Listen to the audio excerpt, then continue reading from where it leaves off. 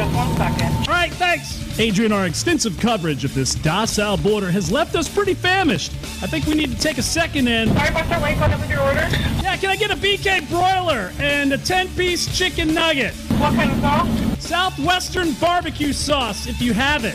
What kind of sauce is it?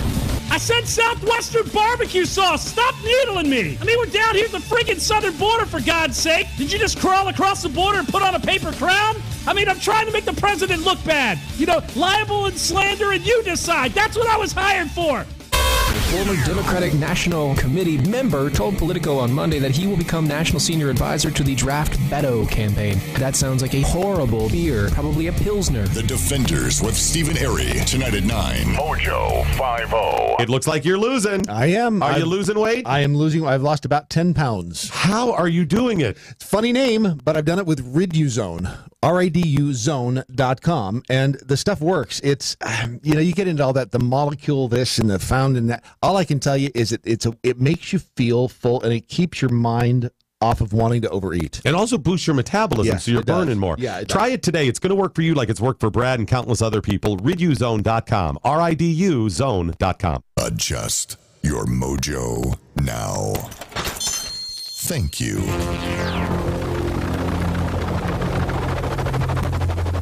The mothership has landed. Doc Thompson.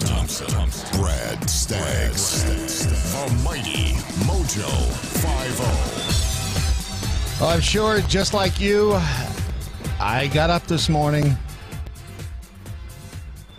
and I swore to myself I'd get through this day. It still feels like a dream. Yeah. You shake your head. You try to clear out the cobwebs. You look around, and it all comes rushing back in. The doc is gone. But I will say this. The generosity and the love from the jackholes and this audience, absolutely incredible.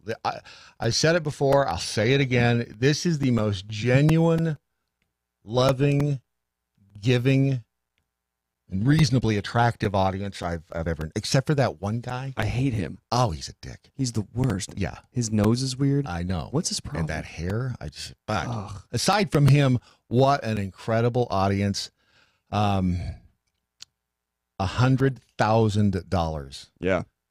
The GoFundMe page just topped. Still going, too. And still going. Brandon Morse is here this morning. Thank you. I could not do this alone. Hey, I'm happy to be here. Happy to be here. It was, we were both here yesterday, along with Matt Locke and Ron, and it was just, I've never seen anything like the outpouring. As tragic as yesterday was, it was also incredibly beautiful, if you ask me.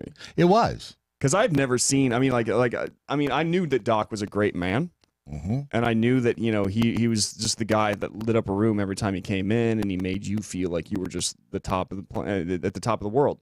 Mm-hmm. I didn't realize that he had done it so much that throughout his travels to a lot of people, like that he has affected basically in every part of America. Somebody has a story.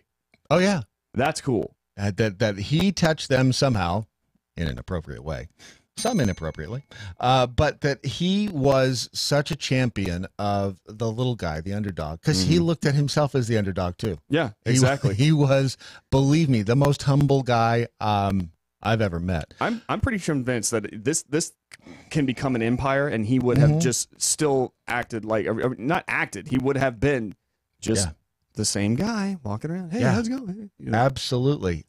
So this morning, throughout the course of the broadcast, we're going to share some things. We've talked with Una, and I sent her a text yesterday. I'll share that with you later. I couldn't call her. Couldn't do it. Yeah.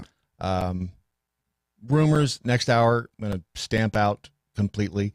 And Skip is scheduled to call in at some point this morning. He sent me a note this morning and asked what time was good. I said, anytime you want to. So at any moment, we may have a Skip sighting.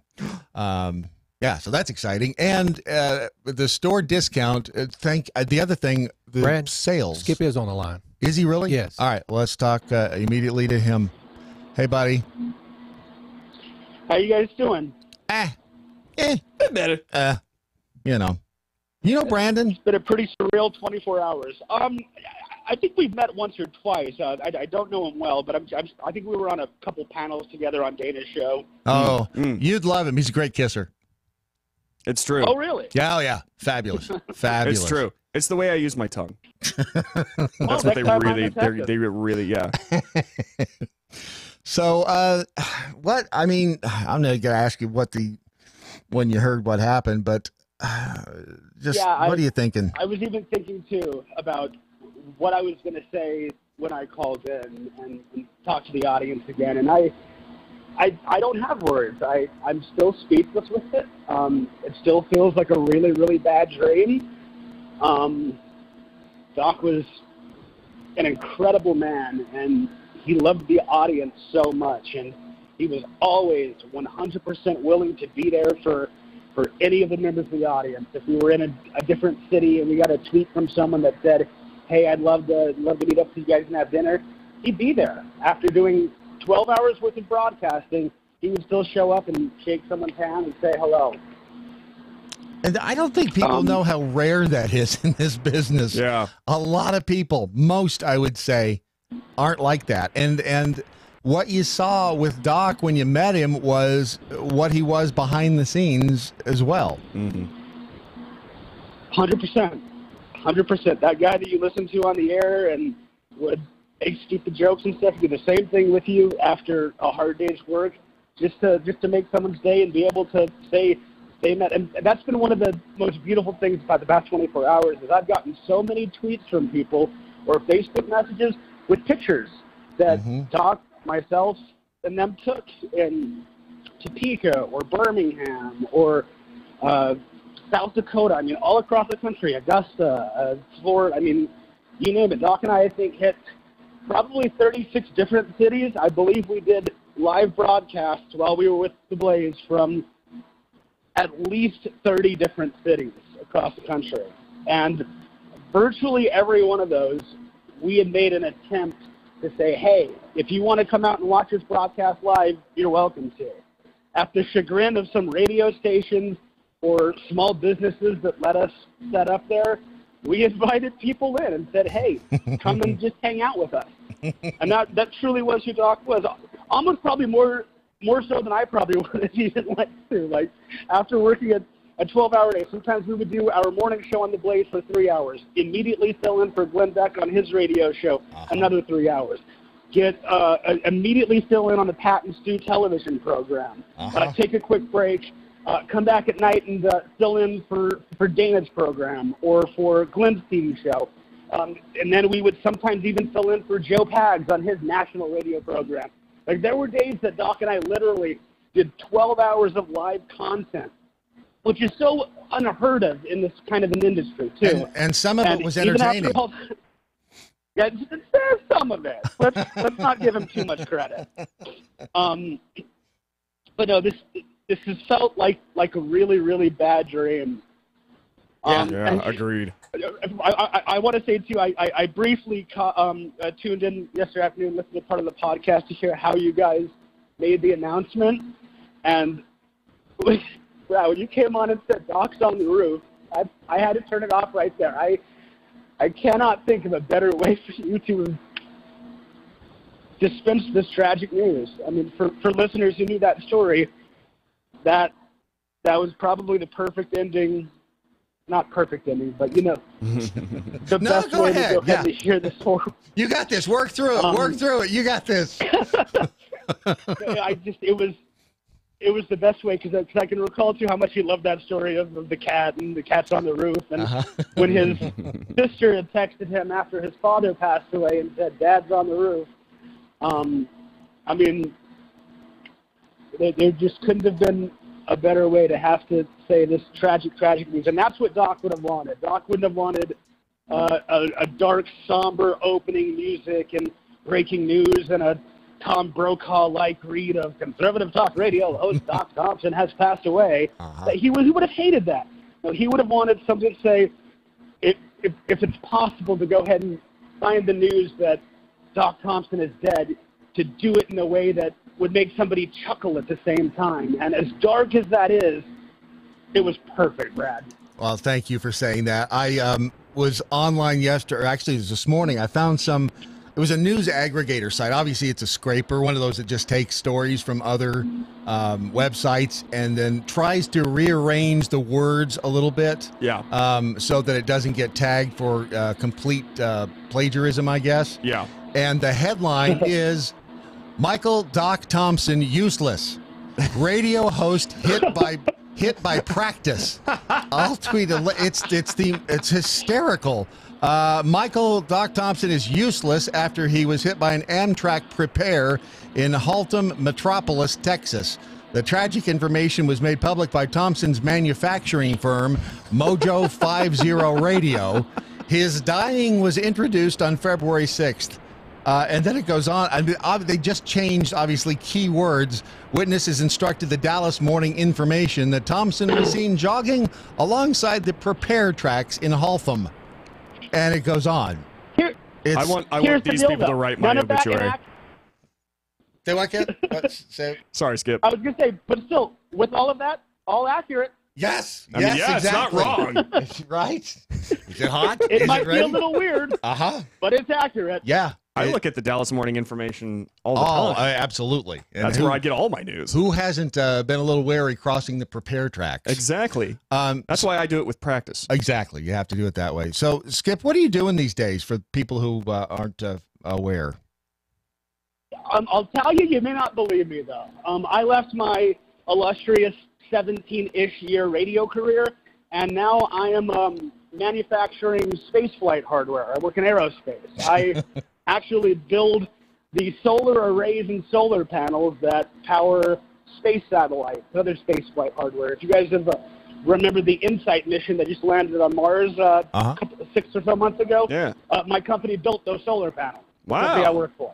That was a little bit before my time, but I mean, some of the programs that I've actively worked on is the Mars 2020 mission that's going to bring another rover to Mars. I helped build those solar panels.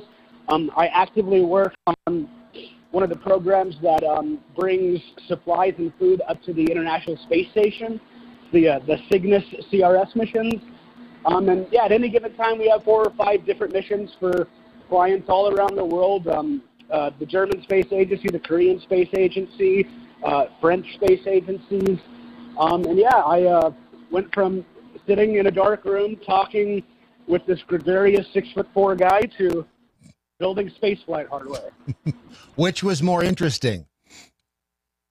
Oh gosh. I know it's a tough question to answer. If you believe it, I was actually doing the show with Doc for those years. It's just I can imagine. It just still doesn't feel real. I know. There's something about sitting across from him, and he'd look over at you, and when he knew, you could see on his face when he wanted you to, okay, here, jump in now, do this. It's it's just well, and Doc and I had this innate ability together too that is also very rare to find in a radio team. That him and I seemed to share a brain when we were on the air together. I knew exactly where he was going. He knew exactly where I was going. It gave us the ability to set up the pins and to knock him down, either I for him or him for I. And not to toot my or our own horn, but that's really rare to see. And the way that him and I were able to go ahead and interweave while we were on the air together was pretty rare. And I did want to tell one more quick Doc story, too, just to kind of give you an idea of what of the type of guys he was. This was back in 2005, probably, when he had moved to Albuquerque, the first time I had met him, and he was programming a talk radio station. He had hired me to help produce the afternoon show that was on that station. It wasn't him and I together, but it was another show. And, I mean, that station had no budget. I was hired on as a part-time employee. I think I was making like $7 an hour. And Doc could instantly tell that I had an ear for the talk radio and that I was going to be a really good producer. And him and I had a great friendship. He was, before he had moved his family out to Albuquerque, so he was there alone. Him and I hung out a lot during that time.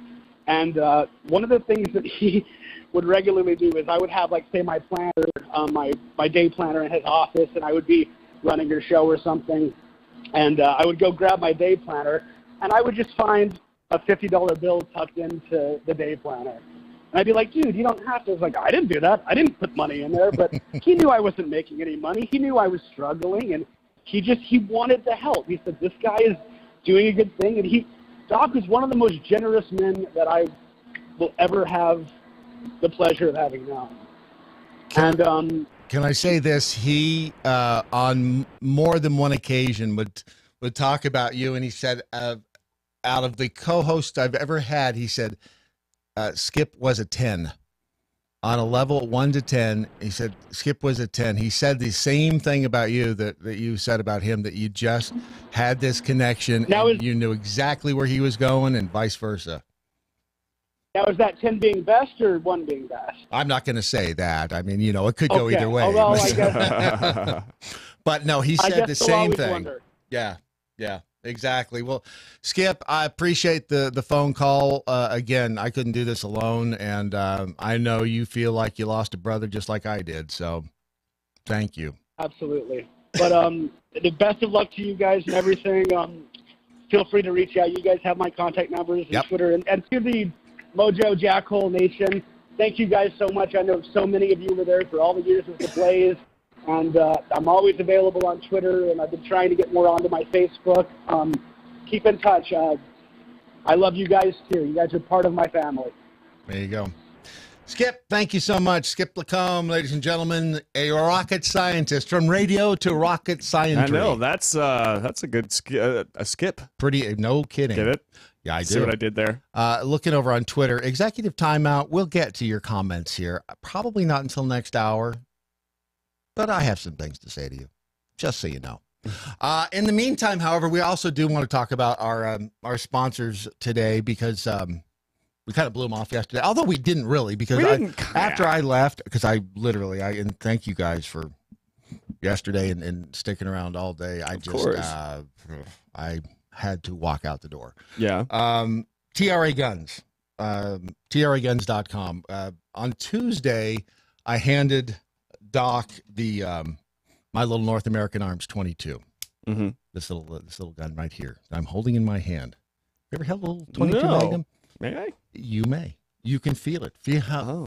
Yeah, I know, right? Oh. How good does that feel? Oh, exactly. My word. But then, so Doc is, as he often does, he can lean over here. He's like, I want to pull the trigger. It's like, well, technically, you should never, for the most part, dry fire a gun, because what it'll do is it damages the firing pin. Of course, that everything on the interweb is a challenge. So there were folks who were saying, do not honor it, because this is what's called a rim fire gun. Yeah.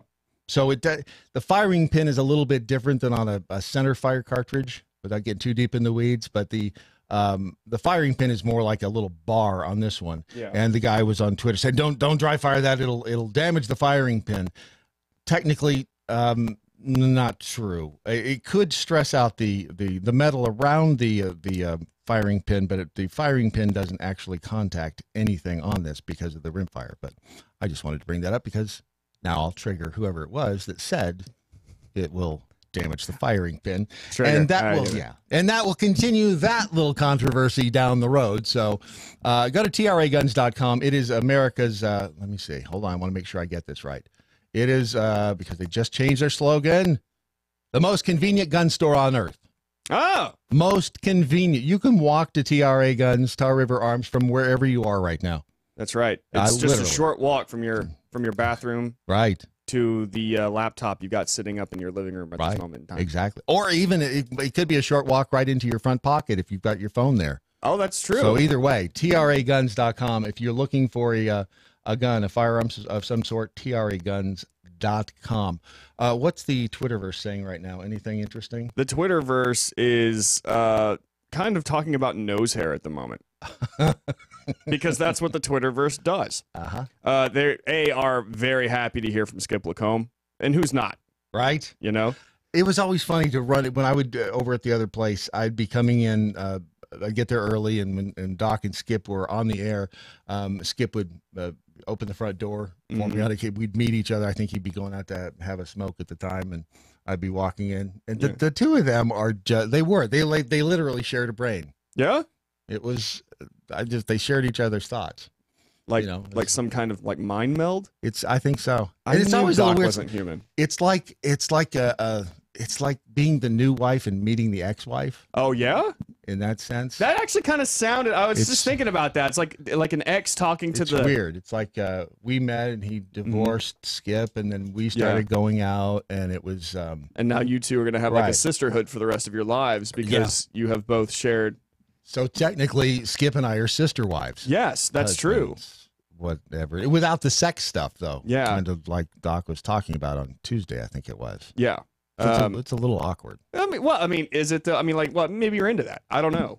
No judgment. No judgment. No judgment. Whatever you want to do, it's fine. Hashtag defund Amtrak sleeve said, hearing Skip Lacombe's voice makes going through TDM at Doc Thompson show a little easier. Just can't figure out what real Brad Staggs doesn't like about my nose and hair, though.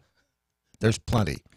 There's plenty. It's the stuff surrounding your nose and hair. Let me take a good look here. This is not his photo. This is a picture of Doc. So he's gonna hide behind Doc here, so I can't judge him. Which was easy to do because he was a very large man. He was a large guy. Yeah, very large man. People I had to look up to.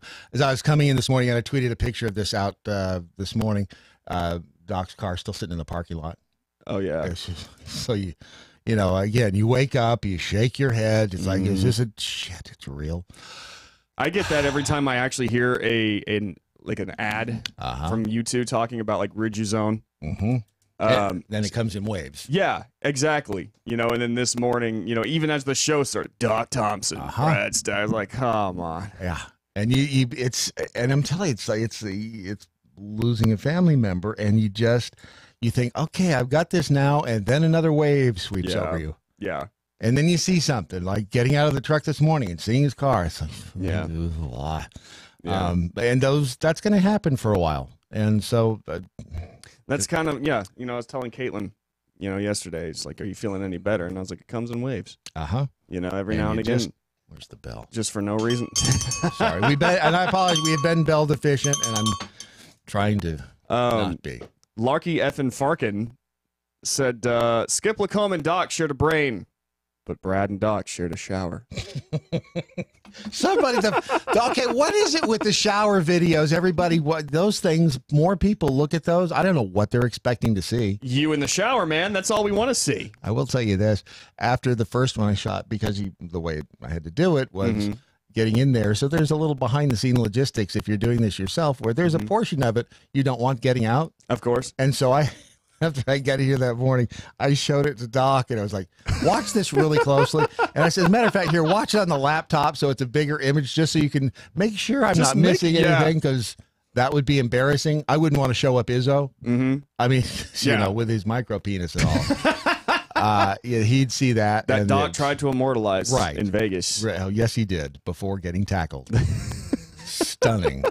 But you post a shower video and people there's something about it. You know what? Maybe you're onto something.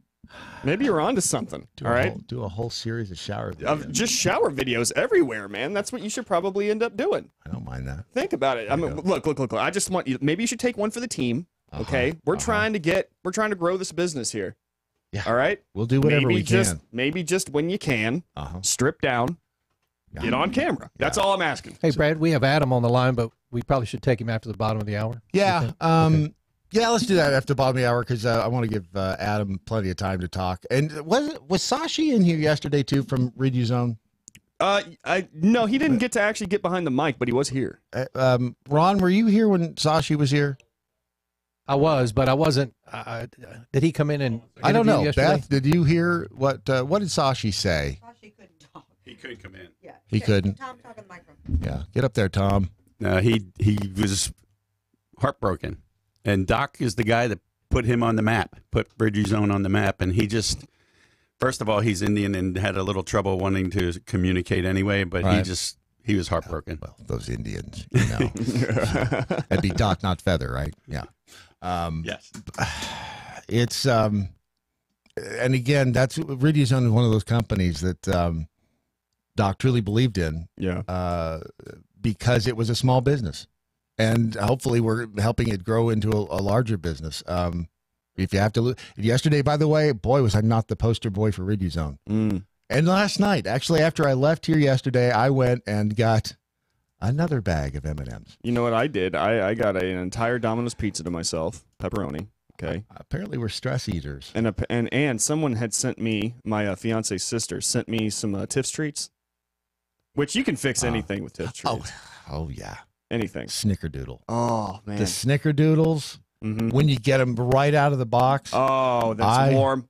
I once ate, I shouldn't admit this, I once got a dozen of them, and I think by the time I got them home, which was about 30 minutes away at the time, I think there were 3 left. Really? I ate 9 cookies, 9 Snickerdoodles from Tiff's Treats on the way home. I can't blame you for that, though. That sounds really good. Maybe that's... Somebody send us some Tiff's Treats. Yeah, no kidding. I'd still eat them today. All right, more coming up. This is your Daily Mojo.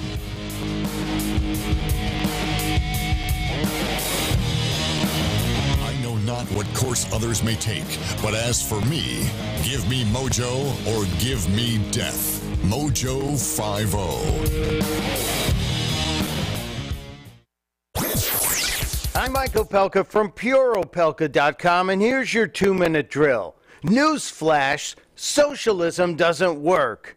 Second newsflash, it never works, it never has, it never will.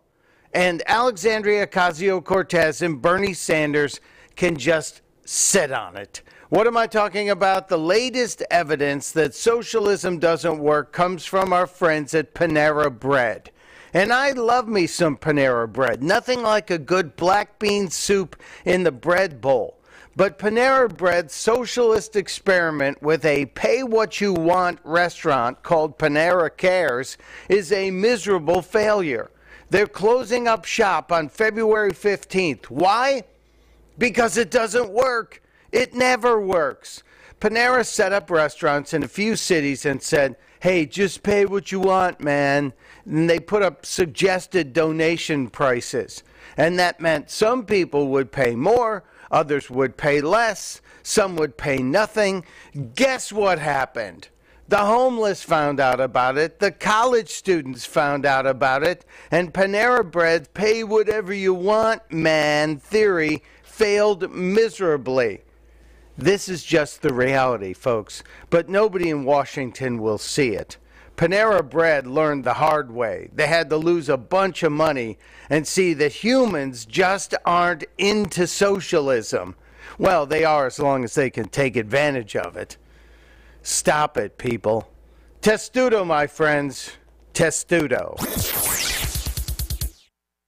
Mike Opelka's 2-minute drill is powered by MojoWildRice.com. Their wild rice is a superfood, gluten, sodium, fat, and cholesterol-free, yet high in fiber, protein, zinc, phosphorus, and trace minerals. But you're going to love it because it's delicious. MojoWildRice.com. MojoWildRice.com. Mojo. All right, your tweets, your comments coming in over on Facebook.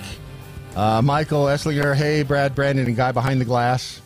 Good to see you there, Michael, as well. Todd Hurley, I was hoping yesterday was a bad dream. So heartbroken here. Rest in peace, Doc. Randy, is it Randy or Rainey? R-A-N-I. Whichever it is. It's whatever you say it is. Good. It is. It's for today, it's Randy. Maybe Brad can do the AOC, the Alexander Ocasio-Cortez dance in the shower next. That would be cool. I would shower. That would be hot. I'd shower with her. Jackhole. Why not? Jackhole Angry Beaver says, when is the Brandon Morse getting in the shower? It's not bath day yet. That's reserved for what? Once a week? Yeah. Once every 2 weeks? Once every, it's a kind of a bi-weekly, thing. But when I do, I'll let you know. Make sure you get in there with some chips. Adam is on the phone. Adam, how are you? Dumb question. I hate that. And every time I say it, I want to bite my own tongue out of my head. Adam Rich from the Rich Solution. You there? Yeah, I'm right here. You hanging in? It's been a tough 48 hours. Yeah. Can you hear me? Yeah. Yep. Sure can. Are you still on vacation? We are. Good. To paraphrase a line from Step Brothers, Doc ruined the day yesterday, possibly in the entire vacation. I know. I apologize for not being able to get on yesterday. Wasn't ready. I'm not entirely sure I'm ready right now. I know Gwen was on, shared some memories. It's just, the whole thing is surreal. Doc was one of the most genuine, authentic people you would ever meet. And every time we got together, it was an experience. Just sharp, clever. This is a huge loss. And it's going to take some time. I mean, even a simple car ride with Doc was an experience. I don't know if you guys recall when you were in Chicago and we were at the NRA, the National Restaurant Association. So, do you remember piling into the car? Oh yeah, piling into that car with Chef Patrick behind the wheel and Gwen sitting on your lap in the front seat. And then, well, I was trying to cop a feel. Yeah, so of course. Hey, well, I she's take your every wife. opportunity that I can. Every now and then you should be able to. I flipped the keys to Chef Patrick, who I think at the time was the only adult in the room. But whatever you guys were doing in the back seat was sick. It was like Dirty Mike and the boys. It was Doc and Tom and me in the back seat, and we just there's just certain little triggering phrases because letting Chef Patrick drive your car, which isn't an inexpensive vehicle, in traffic up there in Chicago, and I knew. Oh my God! And Doc knew that he wouldn't shut the hell up. I mean, I thought Michael Jordan was in the back. He would not shut the hell up. He was driving Patrick crazy with the traffic. It's so easy to trigger him too. And yeah, well, we got some of it on video, and I should tweet that video out. You should. It's hysterical because they were at each other's throats in the front seat, and the more they started snipping back and forth, the more Doc would egg them on. Because that's what he did, and he was very fond memories. Oh yeah, fond memories. Yeah, the last thing I saw Doc doing was actually trolling Patrick. Apparently, that was their relationship. Yes. Was that the computer? Was that putting the history on his computer? No. No, that. I don't want to get Patrick. I don't want to get Patrick in trouble, but it involves. Oh no, get him in trouble. Oh, you want me to get in trouble? Okay, I don't care. Apparently, Patrick's Lavelle is I don't even know the story, so good luck. Is apparently she does not like the word Debbie for some reason, and so Doc was doing his absolute best to call everyone he was talking to and say Debbie as much as possible because he knew that Patrick's girlfriend was listening in. Well, this should be an interesting result of this conversation. Yes. And Doc was just so damn good at that because that's what he loved to do. But he would always come clean in the end. He's such a dick. Mm-hmm. Yeah. And he was quick. I mean, he didn't lose a movie reference. Nope. I mean, he was Dennis Miller-esque in that, you'd have a conversation, you'd have to say, no, I got to check that. He'd look at you, no, it works. It's good. You'd be on Google checking. Does that work? Yep. He had a mind like a steel. Quick wit. Quick wit. Very. And he remembered facts and figures from 100 years ago. It was amazing how much information his brain would hold. But I will say this. The stupid reference to What About Bob? He picked the dumbest reference out of that whole movie. What about New Hampshire? Yeah, exactly. That's the same look I gave him when I did, because that was the thing. Every time New Hampshire, that's from What About Bob? I've never seen What About Bob. What About Bob's a funny movie. Really? Great lines throughout the whole thing. Great scene when he's sitting at the dinner table and Who's in it? It's Bill Murray. It's Richard Dreyfuss. That already sounds good. It's a funny movie. Okay. But it's like, why not? Of all the things, why would you choose that? So, Because Doc. Whatever. Doc did not have, he took the path less traveled. Boy, did he. Yes, he did. Especially with movie references. Yeah, no kidding. Well, Adam, so yeah, it's been tough, but it's like I told you on the phone. If you'd asked Doc, he was at Stan vacation. What are you going to do here? What are you going to do at home? That's the conversation we had with Beth, and it's we're wait and see, and but we'll see you guys. We'll all be together. Yep. Soon, and I'll tell you, Doc and I, every time I come down to Dallas, we would frequent our favorite steak restaurant, very high cuisine. He was a real foodie, and we loved. And I'm referencing Steak and Shake.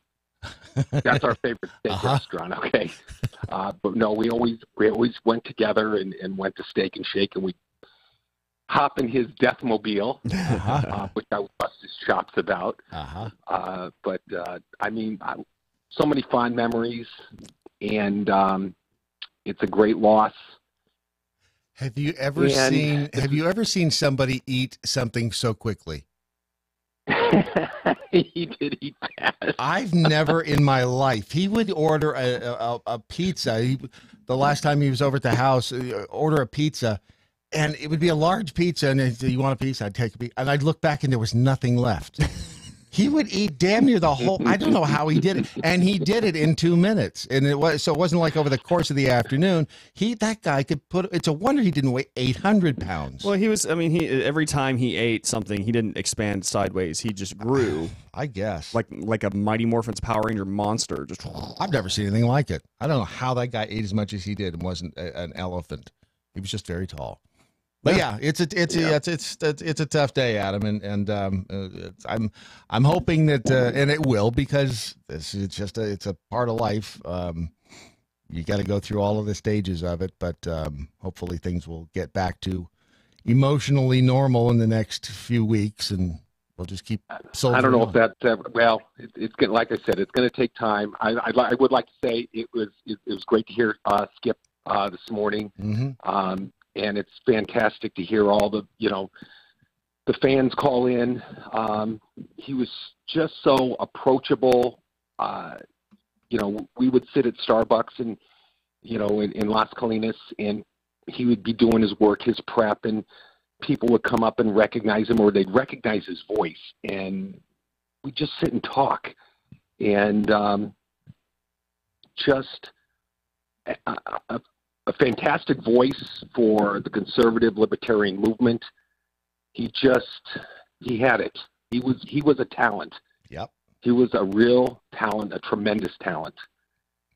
And he's going to be really missed.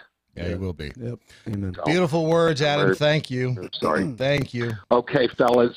Okay. Enjoy the rest of your Stay vacation. strong. Absolutely. We'll try. Yeah. Okay. Yeah. Okay. We'll talk. Have a drink for Doc. All right, so it's Adam Rich from therichsolution.com, been a supporter of the platform and a supporter of Doc's for years. So if you're looking to make your life better, read Gwen's book. If you want to talk about somebody who overcame, she was this close to death. Really? Oh yeah, she had cancer and overcame that, and then broke her neck. And of course, she's married to Adam, which is worse than both of those put together. Yeah, of course. But go to therichsolution.com. You can learn about Gwen's story and about all of the fabulous the supplements and all. I do quickly here, because I want to just for a second take a breath and tell this story, because I think Doc would enjoy it. Gucci has apologized on social media because, well, it's a racial slur. What they released is a racial slur. They've apologized. They've discontinued this article of clothing. I'm going to read you the Gucci statement. Gucci deeply apologizes for the offense caused by the wool balaclava. A facey jumper. We can confirm that the item has been immediately removed from our store and all physical stores, online as well. We consider diversity to be a fundamental value to be fully upheld, respected, and at the forefront of every decision we make. We're fully committed to increasing diversity throughout our organization and turning this incident into a powerful learning moment for the Gucci team and beyond. What they are referring to is a sweater. And we'll tweet this out. But for those of you watching on Facebook, I can't see because the camera's not. Anyway, it is the ugliest damn thing I've ever seen. That's what they should apologize for. Yes, not the fact that it is racial in any way. It is just stupid. I like. Okay, see, I understand why many people would say, "Oh, it's blackface," because like if they had just not put the red lip thing going on right there, all right, I understand. But at the same time, come on, it's stupid. So if you're listening to the podcast, here's the thing: it's a turtleneck sweater with kind of a, if you think about one of those ski masks you can wear, the little, I think they're called balaclavas. And so you pull up the neck of this turtleneck sweater, and it comes out all the way up to mid nose level. This is obviously for women. Mm-hmm. Or anyone else who wants to wear it, but it's in this case it's a black sweater, and then there's an opening for the mouth, and there's red lips around the opening in the mouth. Yeah, it's ugly as hell. It is the worst, and I don't even know why they decided. You know what else would look good on this model right here? Who's put some grandma glasses from like the 80s. I think that would be great. We're just gonna put on some grandma glasses for her there, and have her walk around in this really ridiculously ugly-looking sweater, and that'll sell a lot of units. I feel like. I can't imagine what they were thinking when they put this out. It makes no sense whatsoever.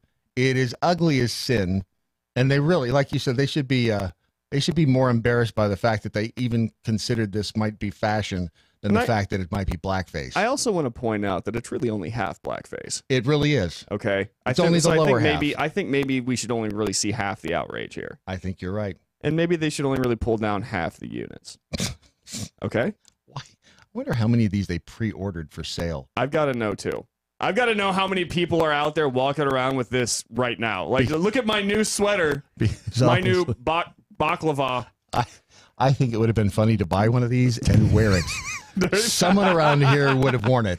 I would have. That is just. I would have put on my skinny jeans, which is actually that's cultural appropriation from what I like women. You know? Is it? I don't know. That's what I'm told. I was told once not to call them skinny jeans. Oh, really? Uh-huh. What were they supposed to be called? I don't know. Greg. Sometimes he came up with the weirdest things. Greg. My friend Greg. Oh, Greg. Yeah. Don't call them skinny. What do you call them? My skinny clothes. They're not skinny clothes. Okay, whatever. I won't call them.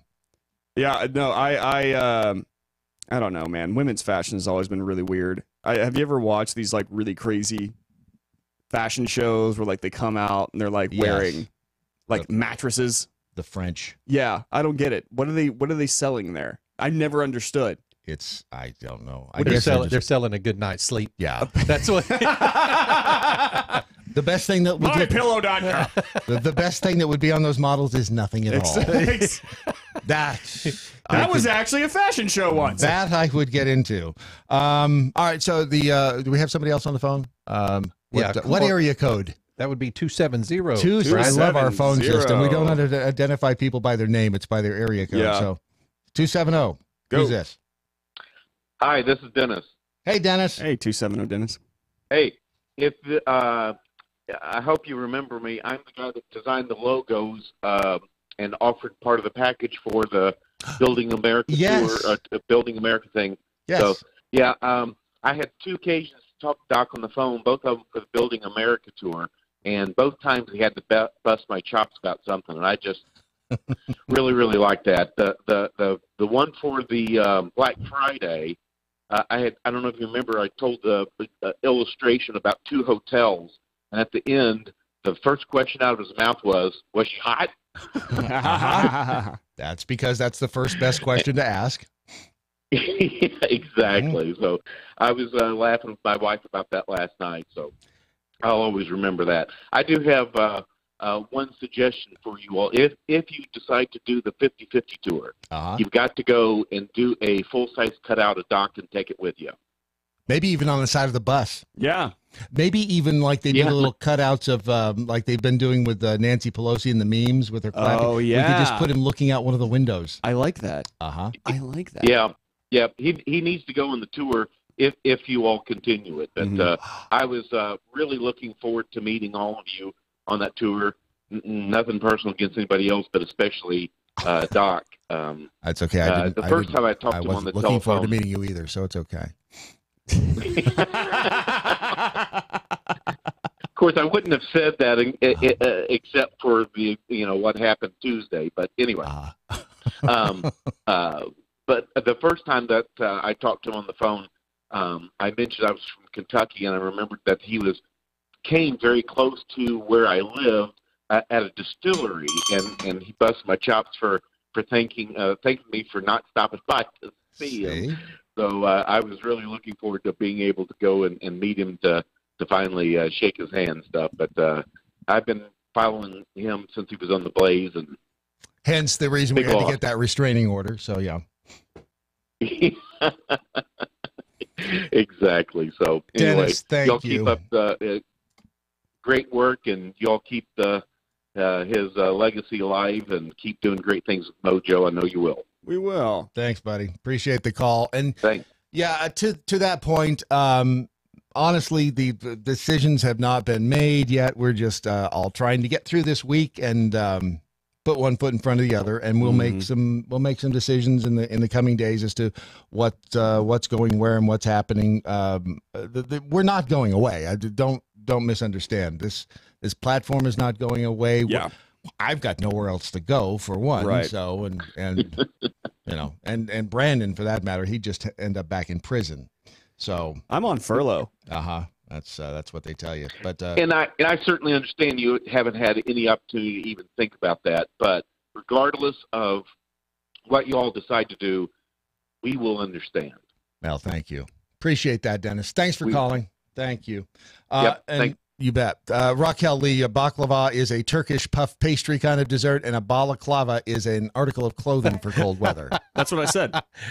I said that. My brother does that once in a while. Hey, when we go motorcycle riding, I need to put my baklava on. And that's not what that is, dude. There's nothing wrong with putting a little baklava on your face. Shout out to Stephen Airy real quick, who actually got my old Greg reference. Thank you so much. Oh, Greg. What's that from?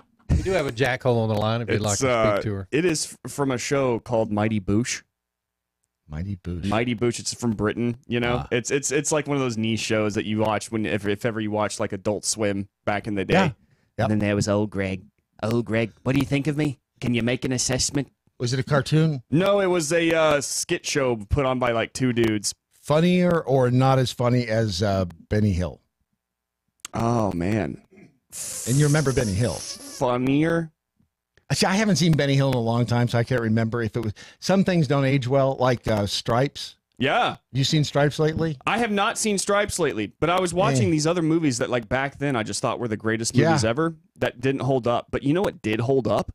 The Mask. Remember The Mask? Yeah. That holds Jim up. Carrey. Yeah, that's the last movie I expected to actually be like, you know what, I could actually watch this as a 35-year-old man. No.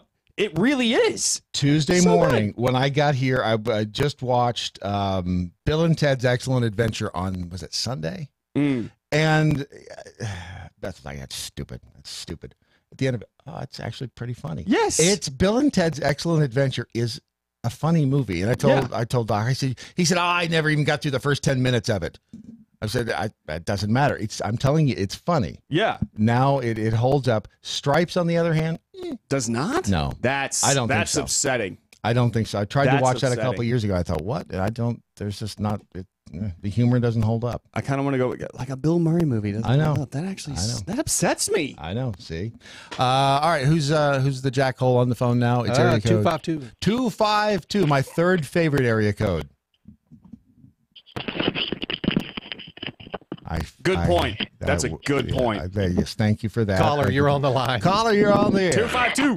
Long-time listener, Hey, guys. first-time caller. Who's this? Hey guys, it's Heather Huggett. Hi, Heather. I actually met Brad in 2015 at Restoring Unity. Don't he tell doesn't everybody. remember though. Don't tell everybody. We agreed to keep that a secret. Okay, well, I didn't tell anybody, just you. Let's see, Restoring Unity. That was Birmingham. Yes. I'm trying to recall. I've got like the worst memory, except for really stupid things. There were only about 20,000 people there. I'm sure. Where were we when we met? why you Exactly. At the church, the Thursday night thing at the church before we actually went into town. Yep. Was it day? It was daytime or nighttime? I remember daytime. No, the reason I asked that, I remember daytime because I actually drove Chuck Norris and his wife there to the church, and so I remember that. I'm just trying to remember what it was at night. We were standing in line during daytime, but it turned to nighttime before we got to the building. I don't think they realized that there were going to be that many people there. Yeah, it was a pretty incredible experience. It was amazing. It was great. But I actually listened to Doc in Richmond when he used to do drive time. Oh, wow. Doc's been a part of my life for 13 years, longer than any of my husbands put together. Sorry, that's not funny. It's kind of hilarious. Funny. I was so devastated yesterday. I couldn't even think. He has encouraged me to start a nonprofit over the airwaves. Something that I never thought I had the knowledge, gut, fortitude to do until, listening to him, and we can be better, we can do better, we can help people. What's your nonprofit? And it's called Serving Saints Incorporated. I'm trying to open a facility to house members of human trafficking and slavery. Mm-hmm. I've been incorporated for about 11 months now, and I'm working 3 jobs. So it's so you do this in your spare time? Yeah, I do this in my spare time. Uh-huh. And I was coming to MoJoCon to try to get in Doc's ear again because we had talked about it when he was still at the Blaze, and I haven't bothered him because he was working a couple or 3 jobs too. He's not busy now. Right there, so. So he has encouraged me to be this person that I knew was in there. I just never knew how to bring her out, and Doc did that for me. And I'm going to miss him terribly. I feel like I've lost a family member. Uh-huh. And I just wanted to say I love you guys, and I support you 1,000%. And if I can do anything for anybody, I'm on MeWe, I'm on Twitter. Uh-huh. Thank you for saying that, Heather. And by the way, now I know exactly who you are, and I knew when you called because you have I think it's your Twitter photo. It's the best. Oh yes, thank you very much. I want to see this. Photo, it's perfect. Let me just put it this way: her Twitter photo is it's the essence of Jack wholeness. Heather, what's your handle? It's barbed wire Jack Hole. It's Heat Hug HEATHUGG 88 at Twitter. Just look up barbed wire Jack Hole. Yeah, that's what I'm doing about barbed wire Jack Hole.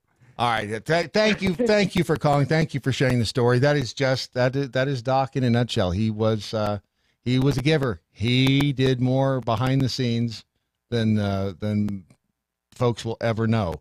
If you didn't interact with him, that's definitely a Jack Hole avatar. Is that not the best? That is. Yep. That I see it now. Perfect.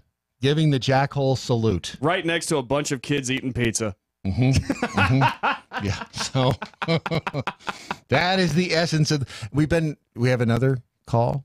We have another caller. This is area code what? 417. 417. Hey guys, how you doing? Hey, good. Who's this? This is Blake Johnson. Hello, Blake. That sounds like a fake name. Yeah, not his real name. Blake Johnson. Mm-hmm. Go ahead. Well, Blake Johnson. I can't share too many of my secrets with you. You have to kill us. No, Blake is communicated with me.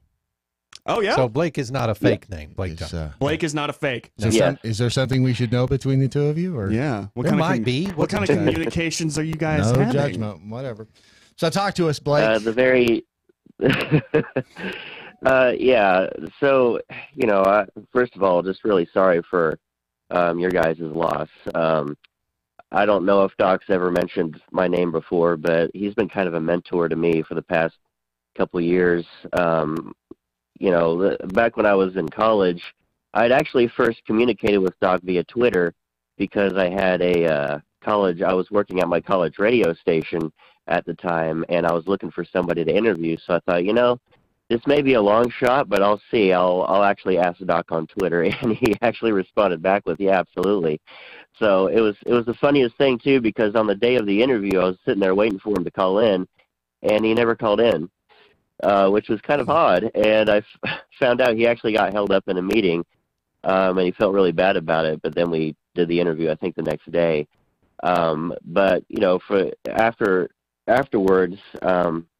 He had gave me his number and everything and told me he wanted to keep in touch and help me out if there's anything I needed, any training or guidance or whatever on radio or any tips I wanted from him.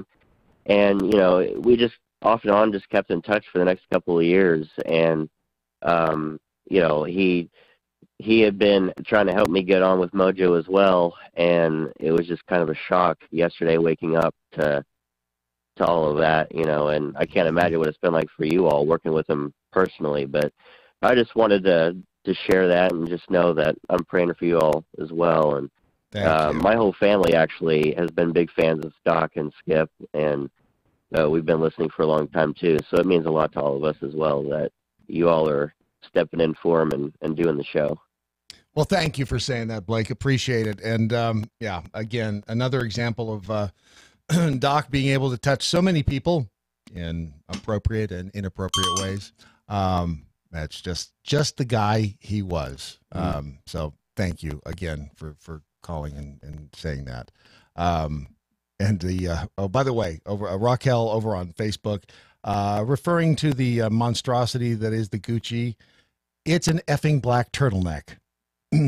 I happen to agree with you there. That's all it is. Which is, I mean, it has a mouth hole too, so it's fashion and function. And you know what that mouth hole is for? That's not racist. Oh yeah. Just saying. Eating. Cheeseburger. Yeah, exactly. This is your Daily Mojo.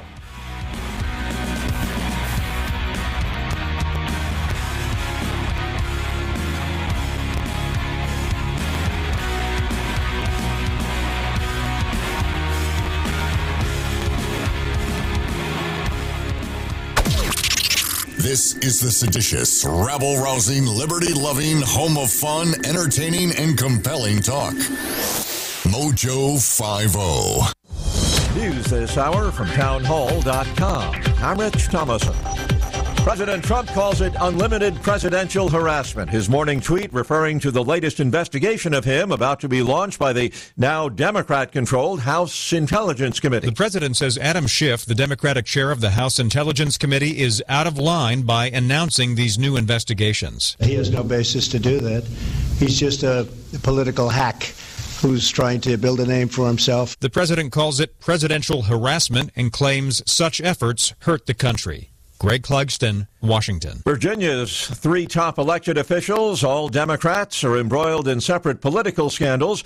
Correspondent Mike Rossius says could put a conservative Republican in line to take the governor's job. The 3 highest-ranking officials in the state of Virginia are all now under fire after Attorney General Mark Herring's stunning confession Wednesday to putting on blackface during a party when he was a student at the University of Virginia in 1980. The admission by Herring came as Governor Ralph Northam remains under pressure to resign over a racist photo in his 1984 medical school yearbook showing someone in blackface standing next to a person in a Ku Klux Klan hood and robe. And 42-year-old Stanford fellow Vanessa Tyson went public and said Virginia Lieutenant Governor Justin Fairfax sexually assaulted her in 2004. If Northam steps down and Fairfax and Herring can't take the governor's seat, next in line for the job would be the Speaker of the Virginia House, a Republican. The Milwaukee Police Department mourning the loss of one of its own for the 3rd time in 8 months. A Milwaukee officer has been killed in the line of duty. 3 days of jury deliberations, no verdict yet in the federal trial in New York of accused Mexican drug lord Joaquin El Chapo Guzman. Wall Street, Dow futures down 149 points. S&P futures off 17. More on these stories at townhall.com. There's a better way to meet people without having to suffer through all the crazies. Weed out all the nutty people with WeThePeople.dating. That's WeThePeople.dating. It's easy to find a liberty-minded match, and it takes less than a minute to create a free account and begin browsing through over 11 million monthly subscribers. Look, we all know the success of a relationship hinges on the core shared values of a couple. So check out WeThePeople.dating. Sign up and start dating today. WeThePeople.dating. Life, liberty, and the pursuit of a partner. This is David Barton with another moment from America's history. The teachings of God's Word are the best friend civil government has because these teachings deal with the heart. Only by dealing with the heart can crime be prevented, for as Jesus explained in Matthew 5, all crime comes from the heart. Understanding this, Daniel Webster, the great defender of the Constitution, once declared, "The cultivation of the religious sentiment represses licentiousness. It inspires respect for law and order and gives strength to the whole social fabric. Whatever makes men good Christians makes them good citizens. Indeed, it is not the good Christians whom the police arrest for armed robbery, gang activity, or other such crimes. Understanding this, the Founding Fathers encouraged religious instruction, for as Daniel Webster so accurately noted, good Christians make good citizens." For more information on God's hand in American history, contact Wall Builders at 1-800-8-REBUILD. Bottom line, if you want to lose weight, go to riduzone.com. That's RIDU zone.com. Riduzone has helped countless people lose weight, and they can help you too by boosting your metabolism and making you feel a little bit fuller naturally. Riduzone.com. Ladies, some of you sickos willingly accept that with the big doe eyes that you don't even need from a Snapchat filter and just look up at R. Kelly and say, "Give me your best." The Rancevizzo. United 7. Mojo 50. Rebel rousers, instigators, troublemakers, freaks, agitators, fanatics, scallywags, mutants, scamps, firebrands, rogues, scoundrels, mojo sexuals. Mojo 50.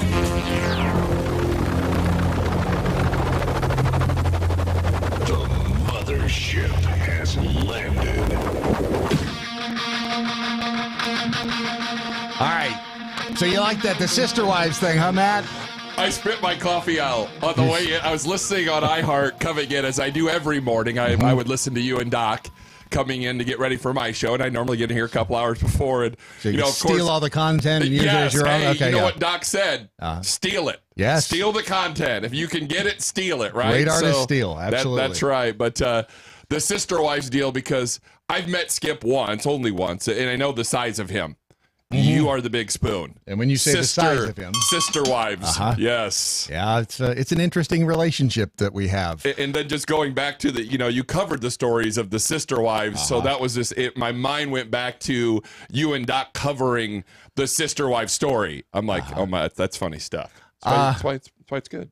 I want to, because I posted yesterday a picture of the billboard that is out in front of the studio here. Yeah, and how I just saw that. You're like, man, have you seen on Twitter that billboard? I'm like, no, and I just saw that Man versus Train. Yeah, and there's that one was up there. There's one that cycles through. This is one of about 6 different clients apparently they have on this billboard out front. It's an electronic billboard, and it cycles through. And this is not the first. I mean, obviously, this is not the first time that a human being has gotten into a tussle with a train. No. And you're right. Every time a human being gets into a fight with a train, the train is going to win. Every time. Yeah, every time. You know, when I first saw that roll across that billboard, Brad, is when we were standing outside that night after we read the Star Telegram. By the way, I talked to that journalist last night. She called me, and I recognized her name, and I said, "Kaylee, I just want you to know, this was the first story we saw when we were looking for him still." And we saw this story, and I said, she said, "I am so sorry." And I said, "Well, if your story hadn't been there, we wouldn't know where to even begin." Exactly. So I thanked her for it. Oh, yeah. But when we're standing outside waiting for that police officer to come, I was watching that billboard, and that popped up there, and I went, seriously? Yeah, it's the most bizarre. I mean, God is a comedian playing to an audience who's afraid to laugh. And the comments on this, obviously, and when I posted, I said, "This is in front of the studio." No shit. It's like, it is bizarre. It is bizarre. Todd and VB responded to it. He said, "Anybody else have a problem comprehending how a reasonably intelligent man goes for a run next to the train tracks? Yeah. Was everything okay?" I like that comment because, yes, believe me, that is something that's gone through my mind. It's like, what in the hell were you thinking? Then Executive Timeout responded in this way, to that comment. Executive Timeout, this is at Dixie Chick, at Dixie Chick 802. DIXIECHICK 802. Dixie Chick 802. Responded to that comment. He was full of his own misogynistic ego and would rather abandon his family than admit he needed mental health help. Wow. He mocked mental illness, and his fans ate it up. Because all those people mock it as beta, it's just that simple. Okay, fine. That sounds like somebody needs just a chic bit of help. You know what that is right there? That's some good trolling is what that is. I hand it to you, Executive Timeout. That's a good one. Rants of Izzo responded to that, saying, tried to eat him up, but the coroner removed his body from the scene. I'll try to get some photos of the scene for you so you can sit, cry, and masturbate to them. Please go F your mother, then yourself. Which, if Izzo was here, I'd kiss him square on the mouth. Speaking of which, did you listen to his show last night? Yes, part of it. I'm going to tell you what, that guy is a brilliant son of a bitch. Yes, he is. I mean, he plays dumb because he looks it. Right, yes. I mean, it's dumb the as a part. box of rocks. Right, it's the part, so he plays it. But I'm tired as all can be. I'm sitting on the couch, and my wife and I are, just chatting about our day and whatnot, and I'm literally exhausted from yesterday, right? So Lori puts on Facebook, and Izzo's show starting at 6 o'clock, and as soon as I heard that damn train whistle, I just chuckled. Yeah. I know. You couldn't have done. So I called into a show last night, and I said, Dominic, there isn't a better show you could have done than what you're doing today. I mean, yesterday, we all cried. Absolutely. We all mourned. We all did the things necessary because we worked with Doc hand in hand, or hand in Peter, or hand in whatever it was. That's right. But, we were close to him, and all of our hosts on the network did a very good job. I know Jeremy Hansen called me in the middle of the day yesterday, and he said, hey, would you be on? And I'm like, dude, I'm just fried, and I'm still half drunk. So from the morning of trying to kill all of my pain, so I'm going to take a pass, brother, because I wouldn't add anything to your show. Right. By the way, number one tequila, we're out of it. So send another bottle. Please send another bottle. There you go, because we're too cheap to go buy it. Please send another bottle. But I want to dispel any myths, and I want to dispel any rumors that may start to creep up. Number one, yes, I have been in my head trying to figure out what in the hell Doc was doing. And unlike Executive Timeout, let me say this: I know you guys got into some Twitter fights here and there, whatever, discussions. And Doc loved to do that. He loved to troll just as well, which is why I applaud you for your trolling. It's brilliant. But I will say this. I knew the man better than you. Yeah. It was like a brother. Number two, I have been to the scene where it happened. I have walked along those tracks. I have jogged along those tracks afterward. I looked because I want to find out what in the hell was going on. I will tell you this. Number one, Doc was not depressed. Doc was concerned. He and I had discussions all the time. Yeah. We were building. Like anybody else. Yeah, you're building a business. Yes. We're doing it, and we all laugh and joke. But, we're making a little bit of money now. We're paying the bills. We've got it off the ground. It's a new enterprise. There's always going to be stress. Tell me anybody that you know that doesn't lay awake every now and then concerned about money. Or how their business is going. What's going to happen the next day. Yep. If that led to suicide, there would be no one left in the country or the planet. No. So I want to put that to rest. Doc did not do this intentionally. No. I'll tell you the story at Christmas time. I was coerced into going to Nashville. Yes, he was. And Beth was concerned that if left alone, that I would, because Nashville holds some nasty memories for me. And it's not that I would, I don't have the balls to shoot myself. Are you kidding? I'm not afraid of dying. I'm afraid of the painful part. Yeah, of it happening before I die. Right. I don't want that. That's the part that anybody that has a brain is afraid. It's like, it's not that, it's the laying there in agony over something. If you decide to shoot yourself or anything else, any other way to go. I don't have the cojones to do that, and I wouldn't do it. But she was because she was talking to Doc about it. She says, I'm concerned that if he doesn't go to Nashville with me, if I leave him here alone. Doc told her, he said, you probably wouldn't do that. And he said, I wouldn't do that. He said, I would never do that to my family. He said his faith in God was strong. He would never do that. He knew that it's I'm telling you, this is not well, and Brad even beginning to resent. So put that shit to bed. That is not what happened. And nobody's not and here's the thing about life. We all had questions. We all sit around and we try to wonder what was running through Doc Thompson's head at the time. We know it's crazy and whatnot, but we're never going to know. We're not going to know, and we don't know why, and we don't know. He was absent-minded. We had a bad answer for what was running through his train, but I believe me, I thought the same thing. I'm sorry, running through his brain. Right. Sorry, right. What's the last thing the last thing that goes through the bug's mind before it hits your windshield? It's ass. Yes. But here's the thing: Doc could be lost in his thoughts. He was absent-minded. Yes, very absent. I was always afraid to hand him any sensitive electronics because he'd butterfly and he'd drop it. Well, yeah, and I've always said it too. He's like a fart in a skillet. Everybody always laugh, but that was Doc. We had a little thing here with Doc. We had the drive-by rule. The Doc Thompson drive-by rule. This guy was full of so many ideas. I don't know how he packed them all in there. Who had to tell you about that? Me. Yes. And he did have to tell me about that, by the way. But Doc had so many ideas, and they would just come out. Yeah. They would just flow out of him. And you would get an idea, and you would get an idea. And about, Ron and I, coming from the cartel, we only knew of Doc. We had met you guys at the Blaze, and we knew, Doc had a radio show, and we knew who Doc was and kind of stuff. But we didn't know him intimately like you did. Oh, yeah. But, Doc would spit things out. Yes. And for the first 8 or 10, Ron and I would run to get them done. Right. Because we thought, I'm going to tell you right now, I was a huge fan of Doc Thompson. I was a huge fan of his work. I had listened to him since he'd filled in with Glenn. I thought he was the best talent over at the other place they had. And he was. And he would spit these ideas out. And Ron and I'd be like, how do we get that done? Right. And then after Which is admirable. That's great. Right. And after about the 9th one, we're like, about half of them pan out.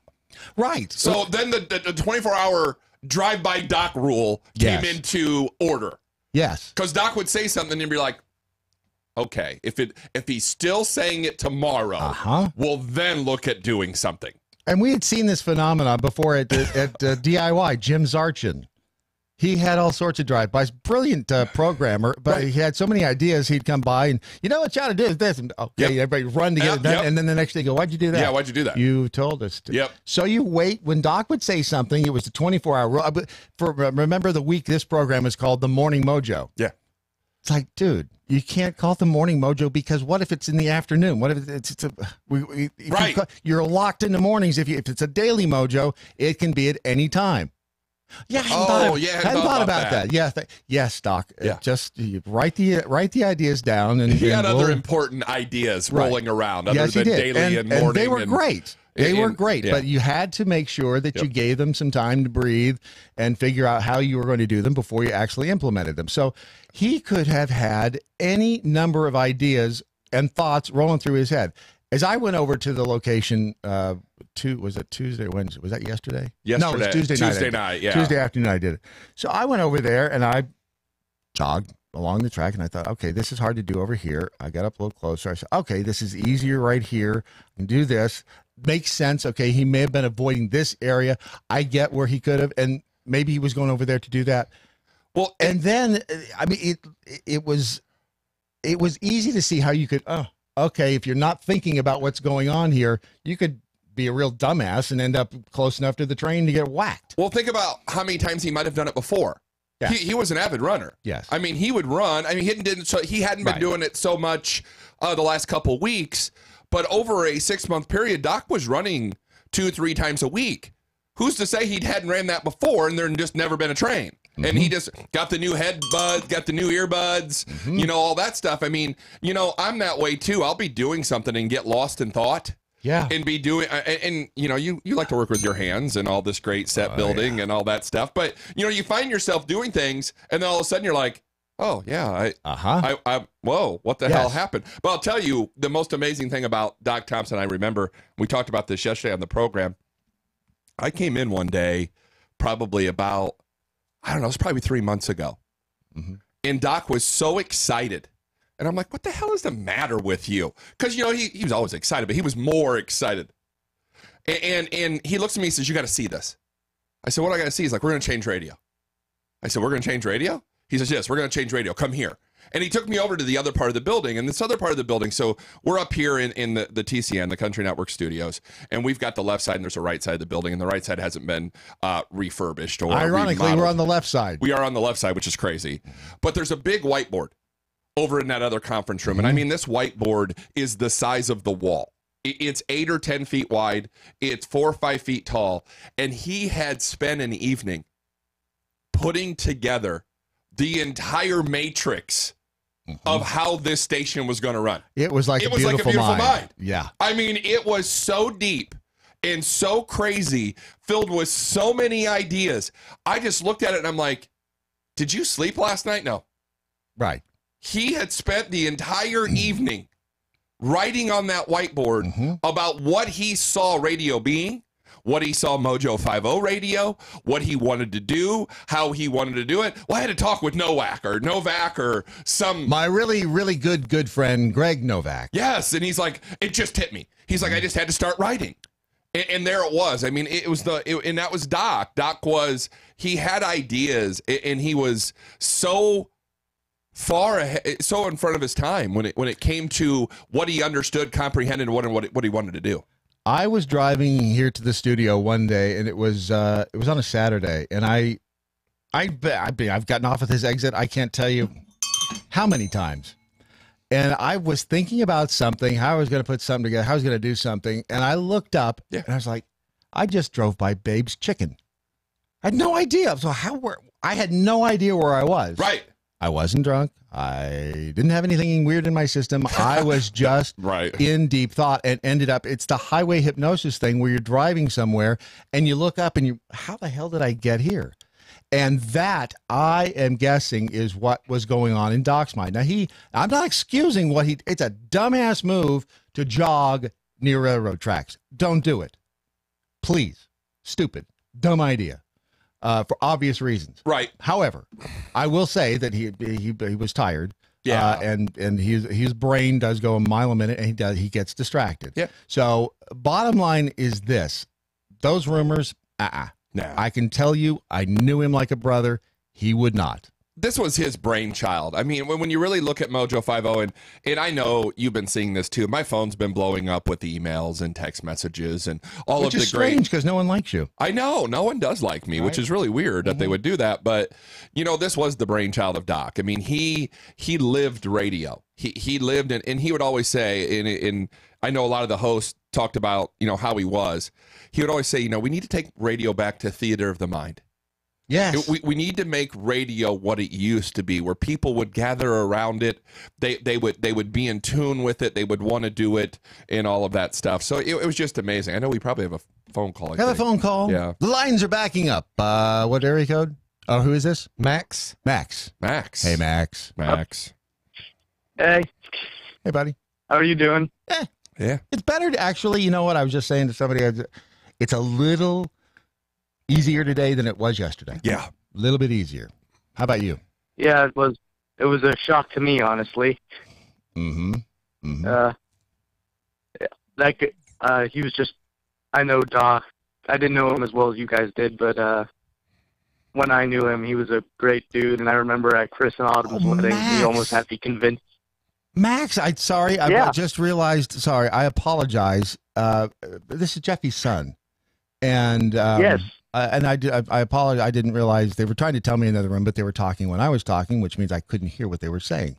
So it's bizarre, isn't it, buddy? I mean, it's just, it throws your whole world off, doesn't it?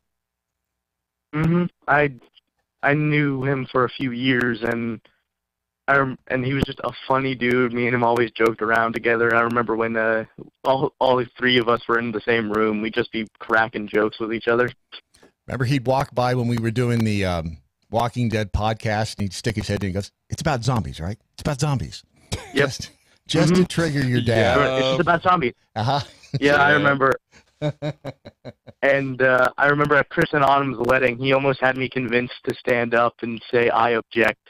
Oh, it was so and he would so do that. Close. Yeah, he would do that. So close to get. I remember that. Doc had Max just so, right. He had him almost as close as Governor Northam was to moonwalking at that press conference. It was so close. What made you not do it, Max? Probably the backlash that would happen. You know what? If you're going to follow in your father's footsteps, you've got to be willing to take the extra risk. Mm-hmm. Yeah, I'm actually at the studios right now. Are you? How's your dad doing today? He's doing good. Good. And when your dad had the heart attack, was that a month ago now? About a month and a half. Yeah, that scared the hell out of all of us, and it's I mean, who'd have thought your dad would outlive Doc, huh? huh? Yeah, honestly, yeah. None of us thought that. Boy, I'll hear about that comment, won't I? It's funny though. It's funny. Max, I love you. You know that, and yeah, this is too, this has just been it's been a surreal few days. So give your dad a big hug for me, and we'll see you soon. You too. All right, buddy. Bye. All right. Yeah. That's Max. I've seen him grow up the past few years. He's an amazing kid. Smart. That kid is smart. And Jeff's his dad? I know, which it's really strange not that the UPS guy or Jeffy would have a child that smart. Okay, good. And Jeffy's daughter, Maya, what an incredible artist she is. If you don't follow Jeffy on Twitter or Facebook, please do, because his daughter is an incredible artist.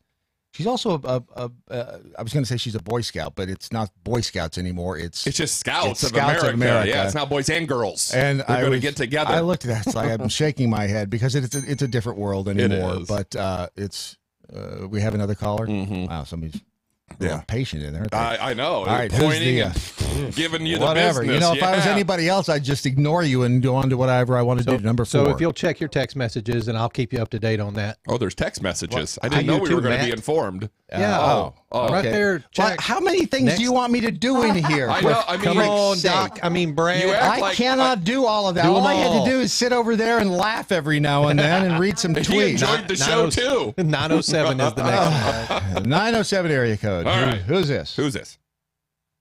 Hey, Brad, it's Doug. I work here at IHM SA, iHeartMedia San Antonio, and I just wanted to call and talk a little bit about my experience with Doc Thompson.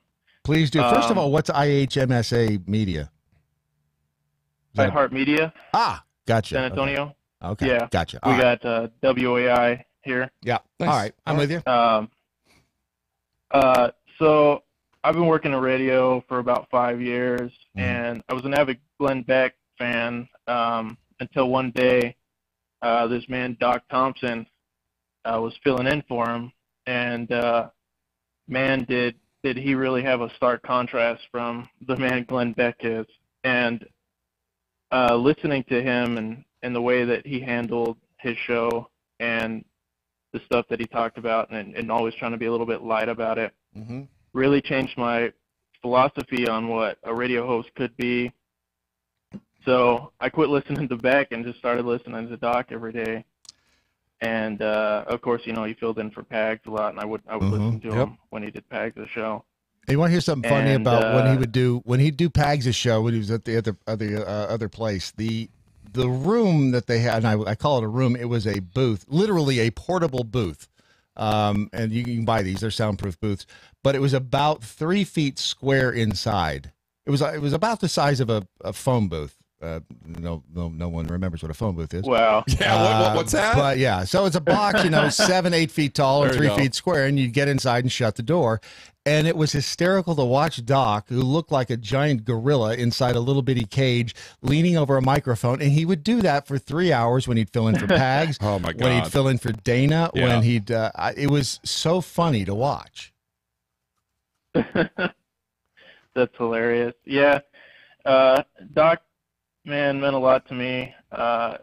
I've always wanted to get into radio, and he really inspired me that talk radio and conservative radio isn't just a game for the older people.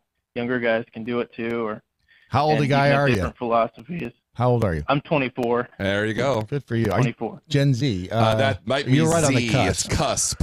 You're on the cusp. You know, we're depending on you because it's Gen Z that's going to save us. It's going to save the world. Get ready. That's what they tell me. Because it ain't going to be us. Wow. If we could just quit renting everything, right? Yeah, there you go. Look, believe me, Doc's plan was to get this thing going, let Gen Z take over, and we were going to go sit on the beach somewhere and drink beer. Hell yes. And so that was the plan. So we're still counting on you because he got to the beach first. Yeah, he did. That bastard. So I'm still counting on you to take over and make sure that the world turns out the way it should be, and not the direction that we're apparently headed in. Because, like I've always said, it's Yellowstone or Mars attacks, our last best hopes. Thanks for calling. Right. Appreciate the story. Thank you. Absolutely. And again, it's the same story, but it never gets old hearing the influence of Doc. Well, it's amazing to see how influential he was. I mean, it's the depth and it's the range of where his influences lied. And he always said, it's going to be the millennials. It's going to be the Zs.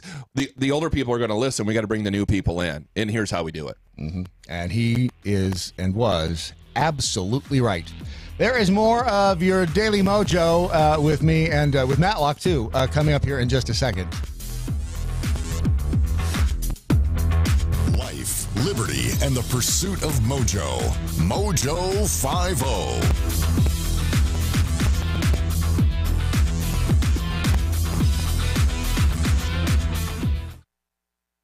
Many of us experienced a bit of a reality check on Wednesday after hearing the sobering news that our beloved Doc Thompson had been struck and killed while out jogging. I immediately wanted to believe that Brad and the guy behind the glass were pulling an early April Fool's joke on Doc's audience. Maybe Doc, for the first time in his life, had not heard his alarm clock go off and was late getting to the studio. I thought it would be just like the guys to exaggerate his absence by making up some over-the-top story like Doc getting hit by a train, but this time it was real. Doc wasn't going to walk through the studio doors and start with the blah blah blahing or tweeting to us on the Twitter, as he called it, ever again. We were all in shock. Doc and I were texting recently about my show. He complimented me on it and then said there were some things he had learned that he wanted to share. Doc said, quote, "I've learned and grown a bit more since launching Mojo. I'm learning to, for a lack of a better phrase, live more in the moment." And he wanted us all to live in the moment with him by being such a great storyteller who could draw us in and take us along for the ride with him. He did that beautifully. We were angry with him when he was angry, Doc, and we laughed along with him when his contagious laughter filled a room. He wasn't just a guy with a show. He was someone who cared about us all and tried every day to improve our lives right along with his. Doc, I know that you are with God, and that brings me peace. I'm sure you're probably discovering where Steve Cannon is by now, and you're out walking your effing dog in heaven. Know that you left the world a better place by who you are. Your passing is a reminder that life is way too short. Rest in peace, my friend. And that's today's Reality Check with Susan Knowles. Dating today with all the crazies out there has to be nuts. Yes, it really would. Wouldn't it be nice if there was a place you could go to find people who think like you do? Like me, like libertarians and conservatives? Right? There is. WeThePeople.dating. Amazing. What a genius idea. This is a site that you can go to if you're single and you are looking for somebody who you know you're going to think the same way, as far, from a political freedom standpoint. If you want to date the right person for you, you'll find them in one place. WeThePeople.dating. The Daily Mojo. Can I request the inappropriate bell be changed to a train whistle? John Glad over on Facebook. Chicka. If you didn't watch and listen to Izzo last night, if you haven't listened to the podcast of Rants of Izzo from February 6th, please listen to that. It funny. Was somewhere right now. Doc is listening to that laughing and applauding. Yes. And Coming up on Matlock Show after this program, you're going to be discussing Virginia, right? And I'm going to get back to a little bit of politics today. I mean, it's, we're morning Doc, and we'll throw some stories in and whatnot, but there's a lot of crap going on in the world. So blackface, sexual assault. Yes, and then maybe another Republican. blackface. Oh, and what is there really another one? Yeah, there's like 3 or 4 of them, because the funny story of Virginia, after all of this hits, is the left is feeling so righteous, I guess would be the word, that they're actually going to put a Republican in the governor's seat if all goes well. Damn. Weird how this was, because this never happens, by the way. This always goes against Republicans. Right. It's Republicans who are always being guilted into feeling bad or making fun of something. And now I'm telling you, we're living in bizarro world. I expect Doc to walk in and say, it's all a mad joke. Because Virginia was Doc's little stomping grounds. It's like, what are you doing up there, Doc? What you doing? He's pulling some strings. I guess it's funny, but anyway, we're going to get into that Matlock will be talking about that immediately following the Daily Mojo. Right now, back to the phones. Hi, Carrie. You there? Uh-oh. Need a button pushed. Carrie. There she is. There you are. Hello, hello. Can you Sorry, hear me? we had to connect the string to the other end of the can here. So you can hear me now? Yes, I can hear you now. Hi, honey. Okay, okay. Well, I'm not going to ask how you're doing because Thank you. That's a dumb question. I hate that question. Every time it comes out of my mouth, I want to slap myself. I miss you. I miss you too. I miss you too. But I feel like I'm still connected because I get to hear you guys on Mojo 50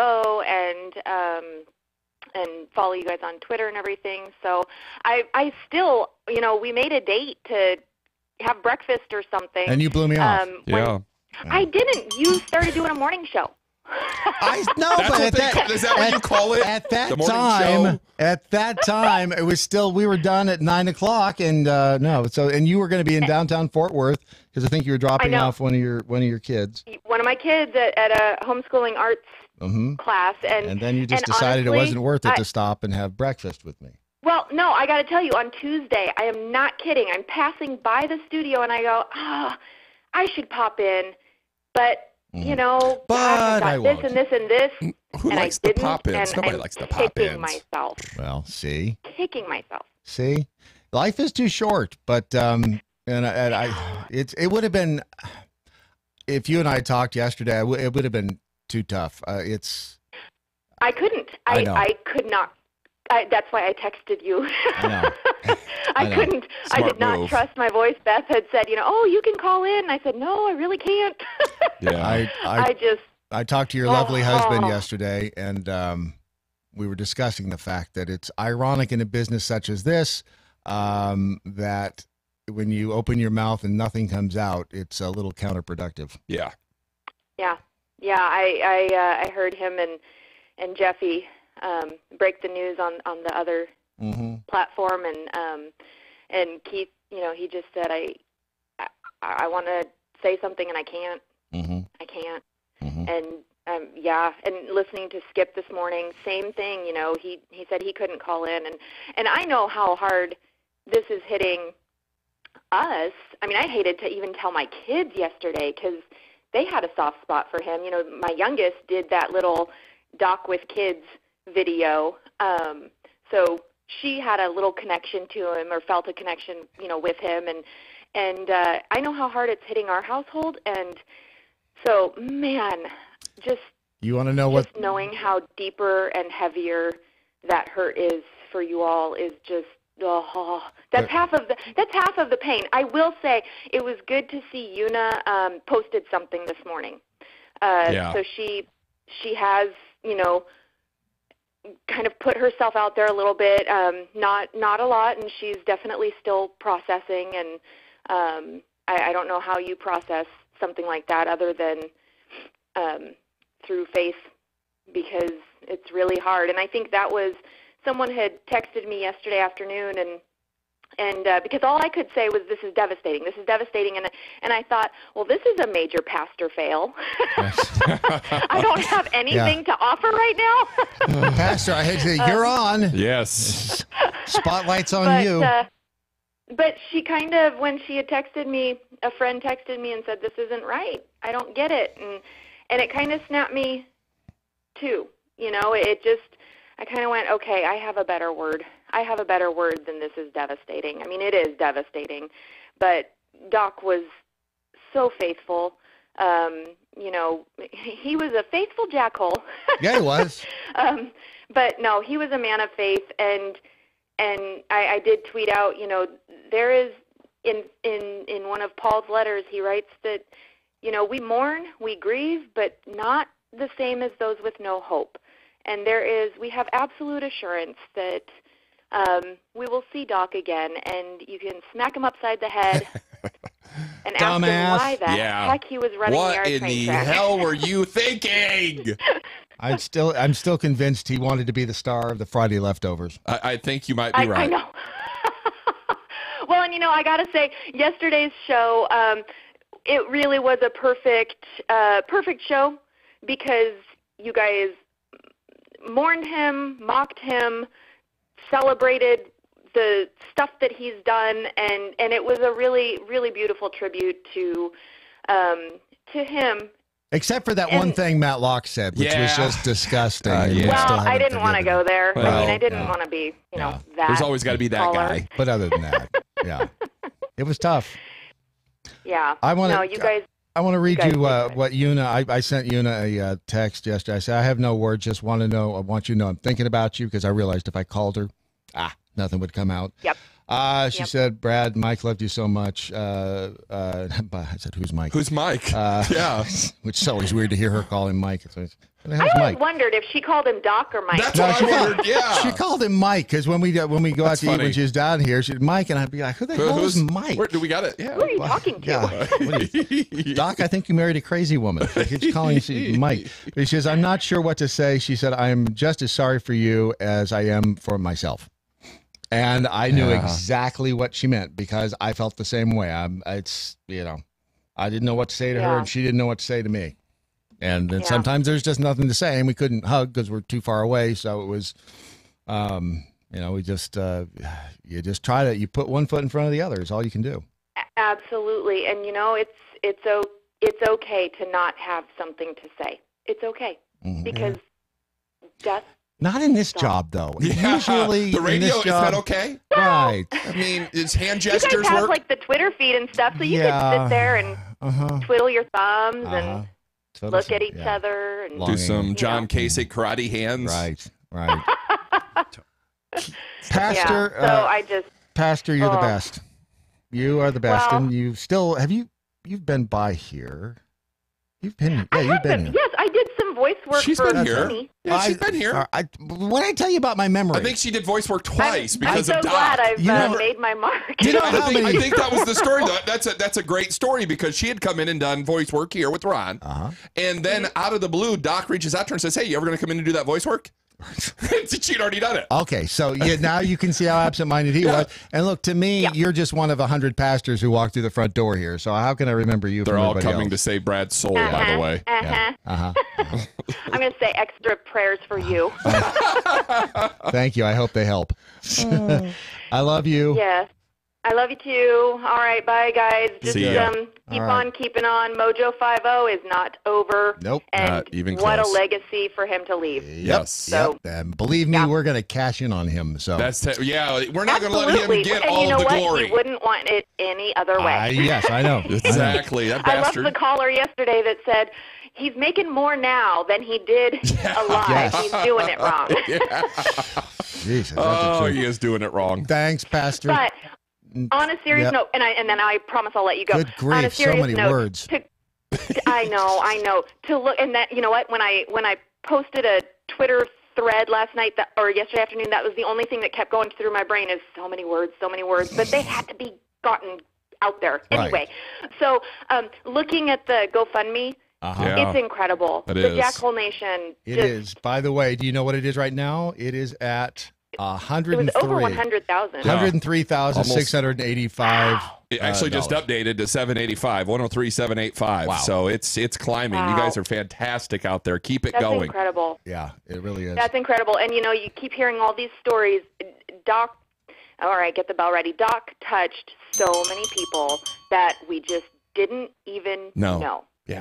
You know, it's just awesome. He might have known. Are you done yet? Yes, I'm done. I'll let you go. Okay. All right. Thank God you. bless you all, and I'll eventually drop by. Yeah. Thank you. All right. We'll All make right. sure the door's locked. Talk soon. Hang up on her. Hang up on her. Is there somebody else waiting in the wings? Ah, there is. What area code is it? Tom, you have to push the button before you speak. I know. It's 502. Whose voice was that? Listen, you hear that sexy voice? Kind of sexy. You hear how deep that was? Yeah, it's 702. How you doing? How you doing? What are you wearing? 502. 502, he says. Who's 502? Who's 502?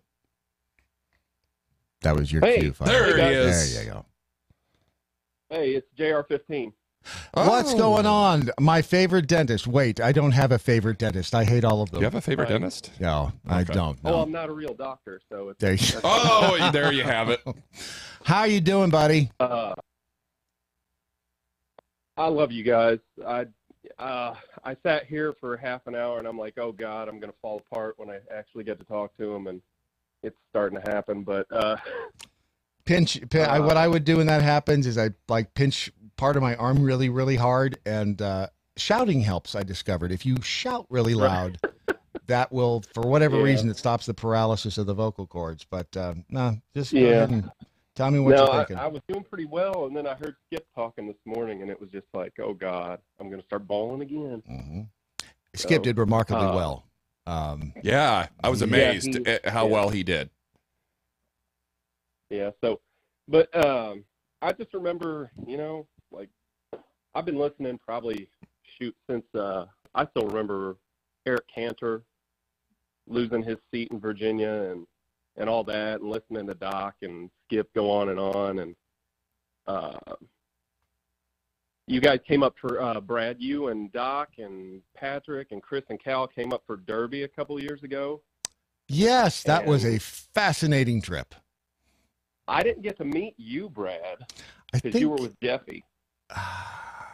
let's see, we came up a day late, and because that was after I was still on crutches? Yes, you just had foot surgery, so we were a little slow getting around. Right. Okay. Yeah. So that's what it was. Yeah. That's my excuse. I really was not looking forward to seeing you as a thing. But I was just, some crazy, goofy libertarian dentist in Southern Indiana. And I'm sitting there, and they say, oh, yeah, we're going up to Kentucky, and if anybody can help us out, that'd be awesome. And so I emailed Chris and said, hey, if it's not too crazy for you guys, my mother-in-law has a huge house, my father-in-law, mother-in-law, and they said you can stay in their basement. And you don't have to pay anything. They're not looking for anything. Mm-hmm. And, notorious cheapskate Doc Thompson. Uh-huh. Yes, he was. He was right there. So I got to hang out, meet everybody. We had a good old time. I think it was always one of those funny things. Like I told my wife, just as a joke, I said, Doc was cool. Chris and Cal were cool. I said, I talked more and got along with Patrick more than anybody.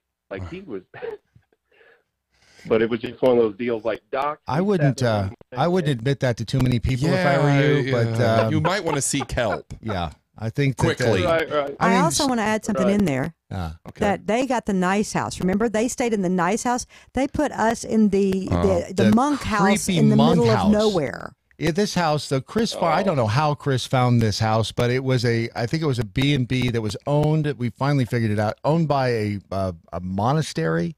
Oh. And it was in the middle of BF Egypt. I mean, you went to nowhere, Kentucky, and were turned the sisters right. there with the rulers? And you went another 60. There was first of all, there was no cell service there, and no landline in the house.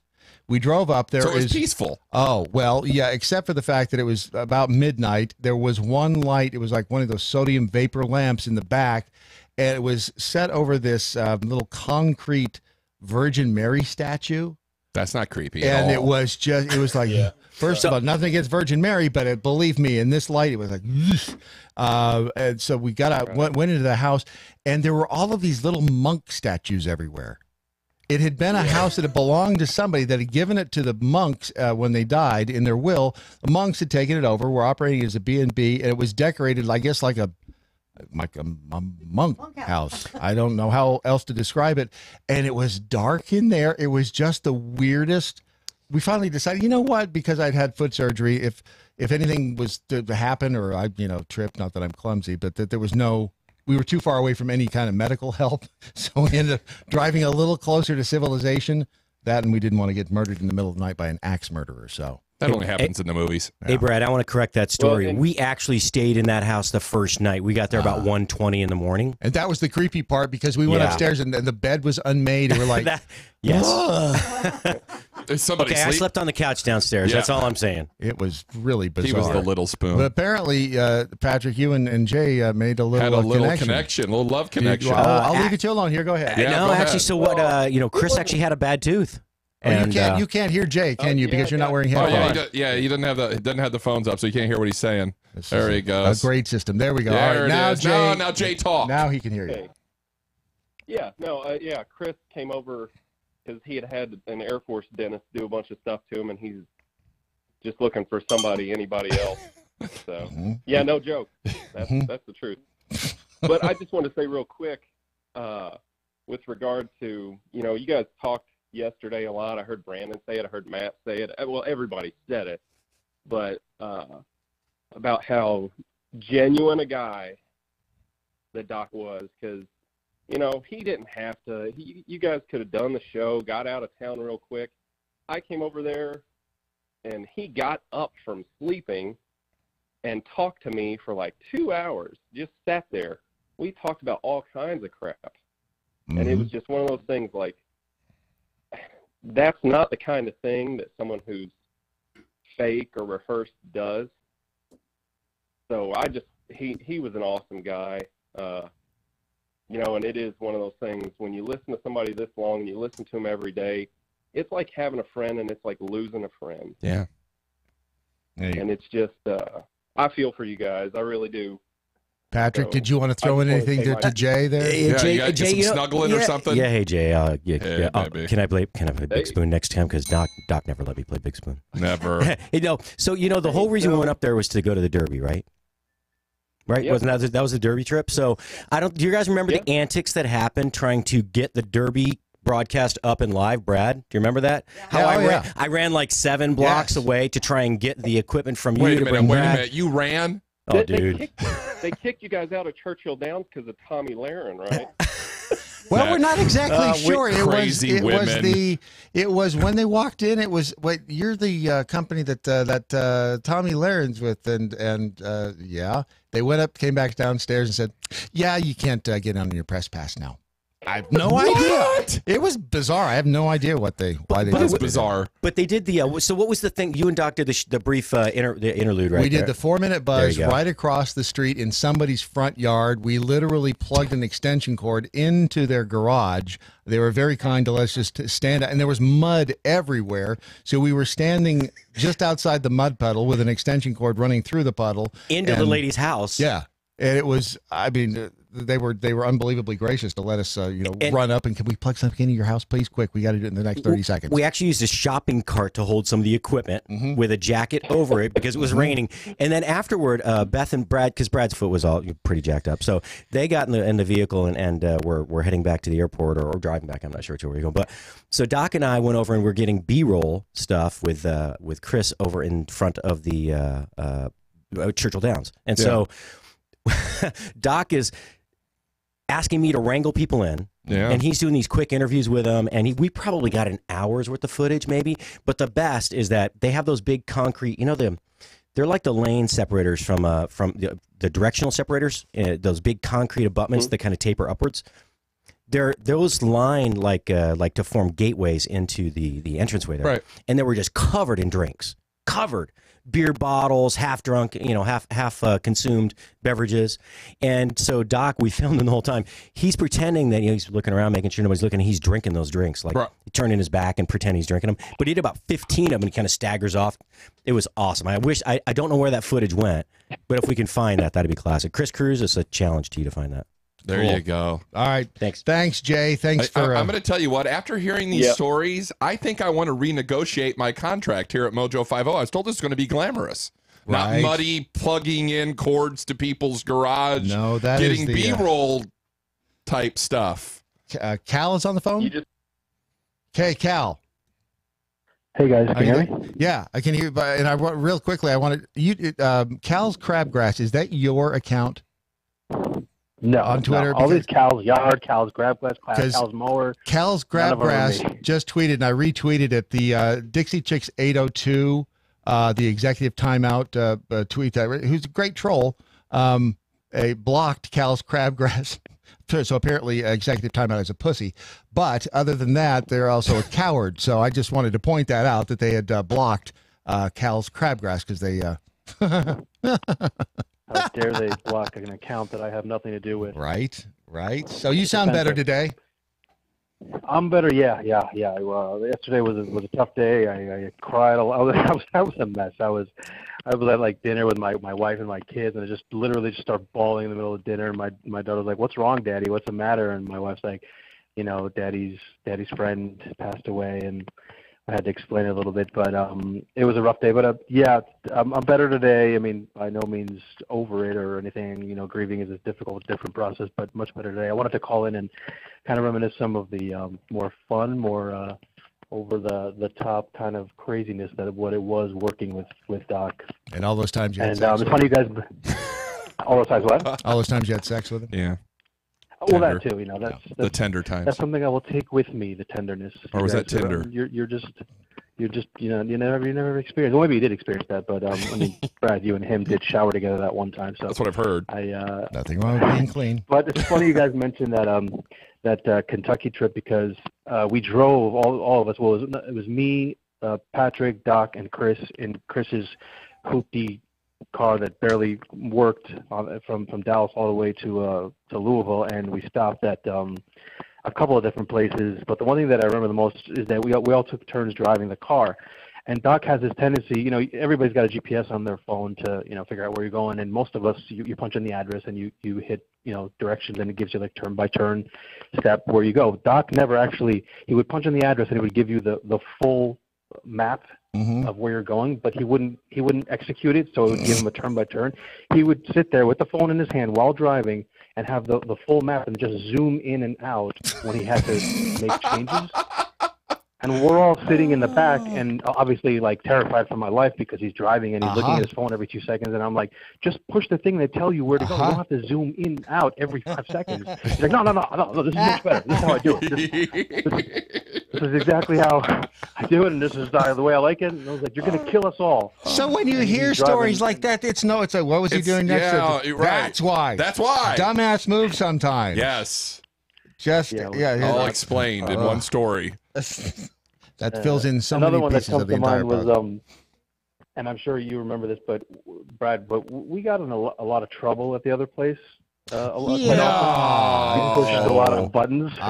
And this is even, you guys got even more trouble after I left, but while I was there for the one that sticks out the most to me, Doc was never never sugarcoated things. If you were a douche, he was pretty up in your face about it. He told you were a douche. And it's funny, like literally we were on the air and somebody at the company got offended about something that we said, and I don't know what, I forget. There were so many of those things, and Doc literally said, this guy, he didn't give specific names, but so-and-so, he's just like, some people here are just real douchebags, and we went kind of off on this thing. And after the show was over, we got called into HR to sit down, and we had like a bit of a talking to. And me and him were in there, and HR, again, won't name names, but the head of HR was like, you can't call your colleagues douchebags on the air. Douchebags! And Doc was like, why not? Are they? As a matter of fact, why not? Right. That is, and he's yes. like, he's like, you're making people uncomfortable. And Doc was like, I didn't specify who the douchebag was. I just stated that there was a douchebag. Is that I'm not going off on the entire roster. And he's like, well, people are making complaints, and And I was like, and then we go, Doc being libertarian, are you trying to censor me? Is that what you're trying to say? You want us to censor what we're saying? You Am want I us being to, detained? Run things through you? And this whole ordeal just kind of played out. Afterwards, we laughed our asses off about it and what happens the next day, he went on the air and called some more people douchebags again. Of course he did. We got to talking to him. Yes. That's Brad. He learned from some of the best who are told one thing and do completely the opposite. So, that happens. That's what I loved about him, is that he he never censored himself. He was always 100% honest no matter what. He was, I would say he was very respectful even when he differed with you. Yes. But he never, shied away from an argument or his honesty or the truth at all. Right. And that's rule number 4. Yeah. Yes. Yeah, it's rule number 4. Always come clean. It is not. It's not offensive if it's true. That's right. That's 5. Oh, it's not offensive. That's number 5. No, just number 5 is just because you can doesn't mean you should. Oh, that's okay. Got it mixed up. Yeah. How dare you? Dang it! How dare you? Gotta get back to my rules. Jeez. But yeah, no, that's just it. He would if it's he was not afraid to call it as he saw him. Exactly, 100%. And we always kind of both of us were married with kids, and I feel like I connected with him on that because we'd always every day bitch about something our wives said or our kids or something of that blah blah blah, always blah blah blah. And ultimately, I would come in and I would confide in him about something. Oh, my wife did this, that, the other thing, and he's like, "Oh man, blah blah blah. Don't worry about it." I'm like, "Yeah, but let's not. My wife's listening. Let's not talk about it, okay? Sure. No problem. As soon as the mic cracks. So, Cal, your wife did this last night, right? How'd that go? He did. Yes. Right under the bus. Yes. Yep. He would do that in a heartbeat. So, Cal, you said what? Yeah. Just yeah. So I heard this happen. Just like his voicemail said, if messages will be played on air, anything you confide in Doc will be played on air. Yes. Yeah. All fair game. Love it. That's why the first time when I called that number and I got that, I said, "Hey, MFer, put this on the air." He never did. No balls. What? No balls. Yeah. Exactly. He would have found a way to do it too. Mm-hmm. Oh yeah, he would have figured it out. Well, I'm glad to hear you sounding a little bit better. And this is like it comes in waves. It does. I'll be good, and then all of a sudden I'll just cry for no reason, and then I'll be good again. So. Yep. And it's you know what, the best thing about this 3 hours of the Daily Mojo now is it's a whole bunch cheaper than going to a therapist. Yes. Can you imagine? We could be charging everybody $50 an hour. Yeah, at least. I mean, come on. We've all paid it. We would be rich. Libertarian radio and therapy at the same time. Yeah. Somebody's got to do it. All right, hang in there, buddy. Thanks, guys. I'm glad to see you guys continuing on. I'm excited to hear what you do with this. I was constantly talking to Doc about how excited he was that what you guys were doing was something special and it was something you always wanted to do. So I'm glad you're, I know things are still being figured out, but keep doing what you're doing. And if I can help in any way, please let me know. Will do. Thanks, Cal. I hope he finally dropped that nasty habit he has. I don't even want to say it on the air. It's just disgusting. Yeah. Dearly departed Doc's tiny sack said, "Methinks Dixie Chick 802 learned of Doc Thompson's show passing at the wrong time of the month. Perhaps she could have benefited from the new period emoji." We're up against it. Look at that. We're up against it. That went fast this hour. There's no music. Ron's gotten us no music. Yeah. There it is. Ron's busy doing pooping. Whatever. Yeah, it must be. See ya. More of Daily Mojo coming up.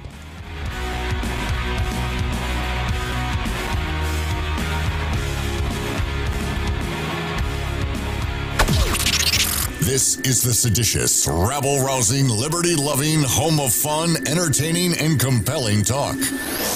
Mojo 50. News this hour from townhall.com. I'm Rich Thomason. Allegations of racism and sexual misconduct are roiling the Virginia political scene with the state's top 3 officials, all Democrats, caught up in separate scandals. Correspondent George Manzani says it began with a blackface scandal involving Governor Ralph Northam. Yeah, we got it. From there. Okay, can you boost the program a little or no? Sexual assault at the 2004 Democratic Convention has identified herself. Now I hear nothing. A detailed description of the event. Fairfax claims it was consensual. And now, the second person in line of succession, Attorney General Mark Herring, says Ground that back control in to Major 1980, Tom. He donned blackface and a wig while a sorry. student at the I said we don't have a broadcast board, so when you started talking, it went out over the air until I could find another button to push. So you sound good to us. You want me to boost the audio of Brad or of what you hear behind me now? What I hear behind you, you sound fine. Yeah, but hang on just a second. And a lot of that has to do with we keep that piece of it turned down almost all the way while they're talking again. So bear with me. I'll turn it up for you a little bit. Launch a broad new investigation into Russian meddling in the 2016 presidential election and Trump's foreign financial interests. This morning on Twitter, Trump is calling it unlimited presidential harassment, adding that Republicans then it went down. No, I turned it down. I'll keep it up there for you. Okay, so and you sound good on this end. Thank you. Mike, You yeah. guys want me to take this hour and just own it? No, you'll be with Brad. I planned an entire hour. But okay, Brad. Mike's asking if you want him to own this. Well, we don't right now. Oh no, over here we do on Facebook. We know that. We got that. We're just testing here. The guys on Facebook are getting behind the scenes, so bear with us. We're going to start charging extra for that, so enjoy. Yes, we know. The guys on Facebook get behind the scenes. Yay, yay, behind the scenes. Mike, do you want Mike to take the whole hour, or you want it with him? All right, he's in with you, Mike. Yeah, but who's got the wheel other than Jesus? He'll take the wheel, Mike. He's got the clock on this side. He'll drive it into the brakes for you. Exclusively on MoJo 50. Did you get that, Mike? I did, but I'm just wondering, are we doing topics? Because I think we're still taking phone calls today. But we only have one in here right now, and it's just doc discussion today.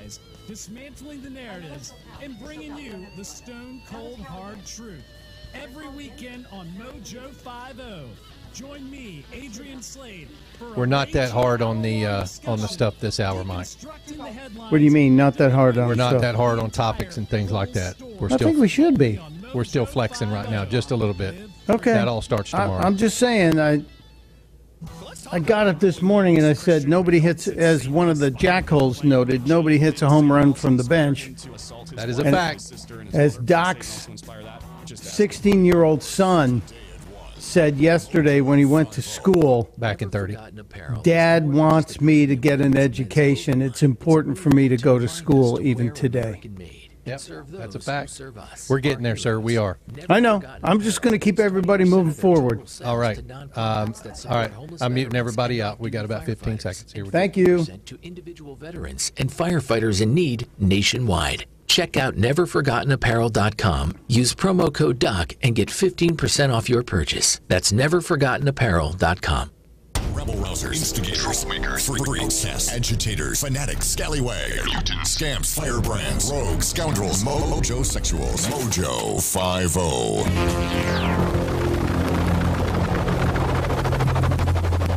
The mothership has landed.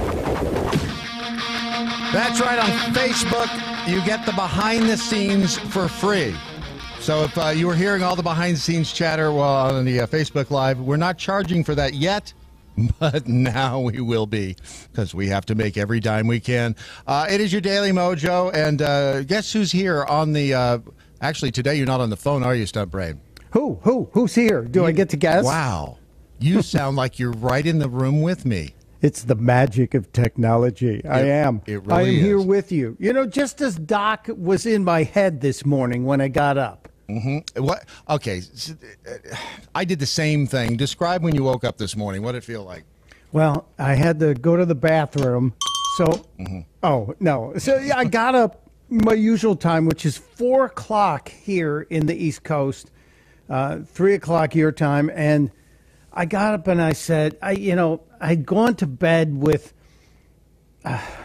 the replay of the discussion I had with Una yesterday, because we had conversations about the man, and she asked me to to write an obituary. And I did. You did. And so... It's beautiful, by the way. Thank you. I went to bed with Doc in my head. And I woke up, and I was not going to do my radio show, the radio show I do with my partner, Angie Austin. And, I was going to bag one out, just say, it's too much. And Doc Thompson was in my head.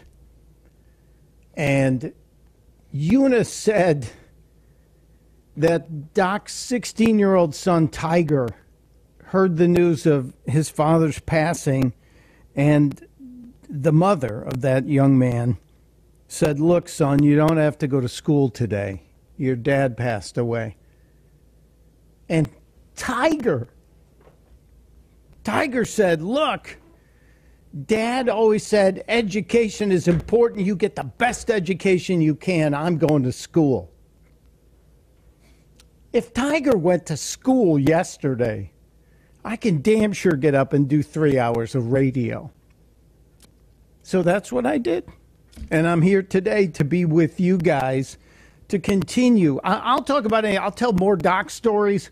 I'll talk about the idiocy of Gucci and the blackface sweater. We can spin the wheel of news. We can do whatever you want. But Doc Thompson is in my head. I heard the lesson he gave his son, his oldest son, Tiger, is resonating. Put one foot in front of the other, and you go in and you do the best damn job you can do today. Well, and thank you for doing this with me again this hour, because I couldn't do this by myself. I really don't think I could, because there's just times, like you said, you open your mouth and nothing comes out. You try to speak and it just something locks up inside. You can't talk, so it's good to have two of us. So hopefully, when one of us locks up, the other doesn't.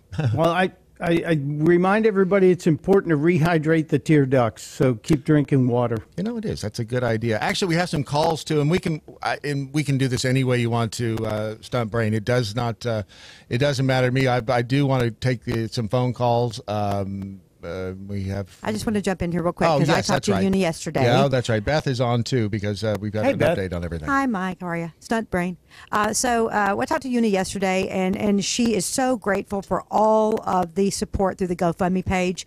She said that that's very much going to help her set up a college fund for all three boys, which is going to be very helpful for Tiger to continue that education. That's going to be good to do.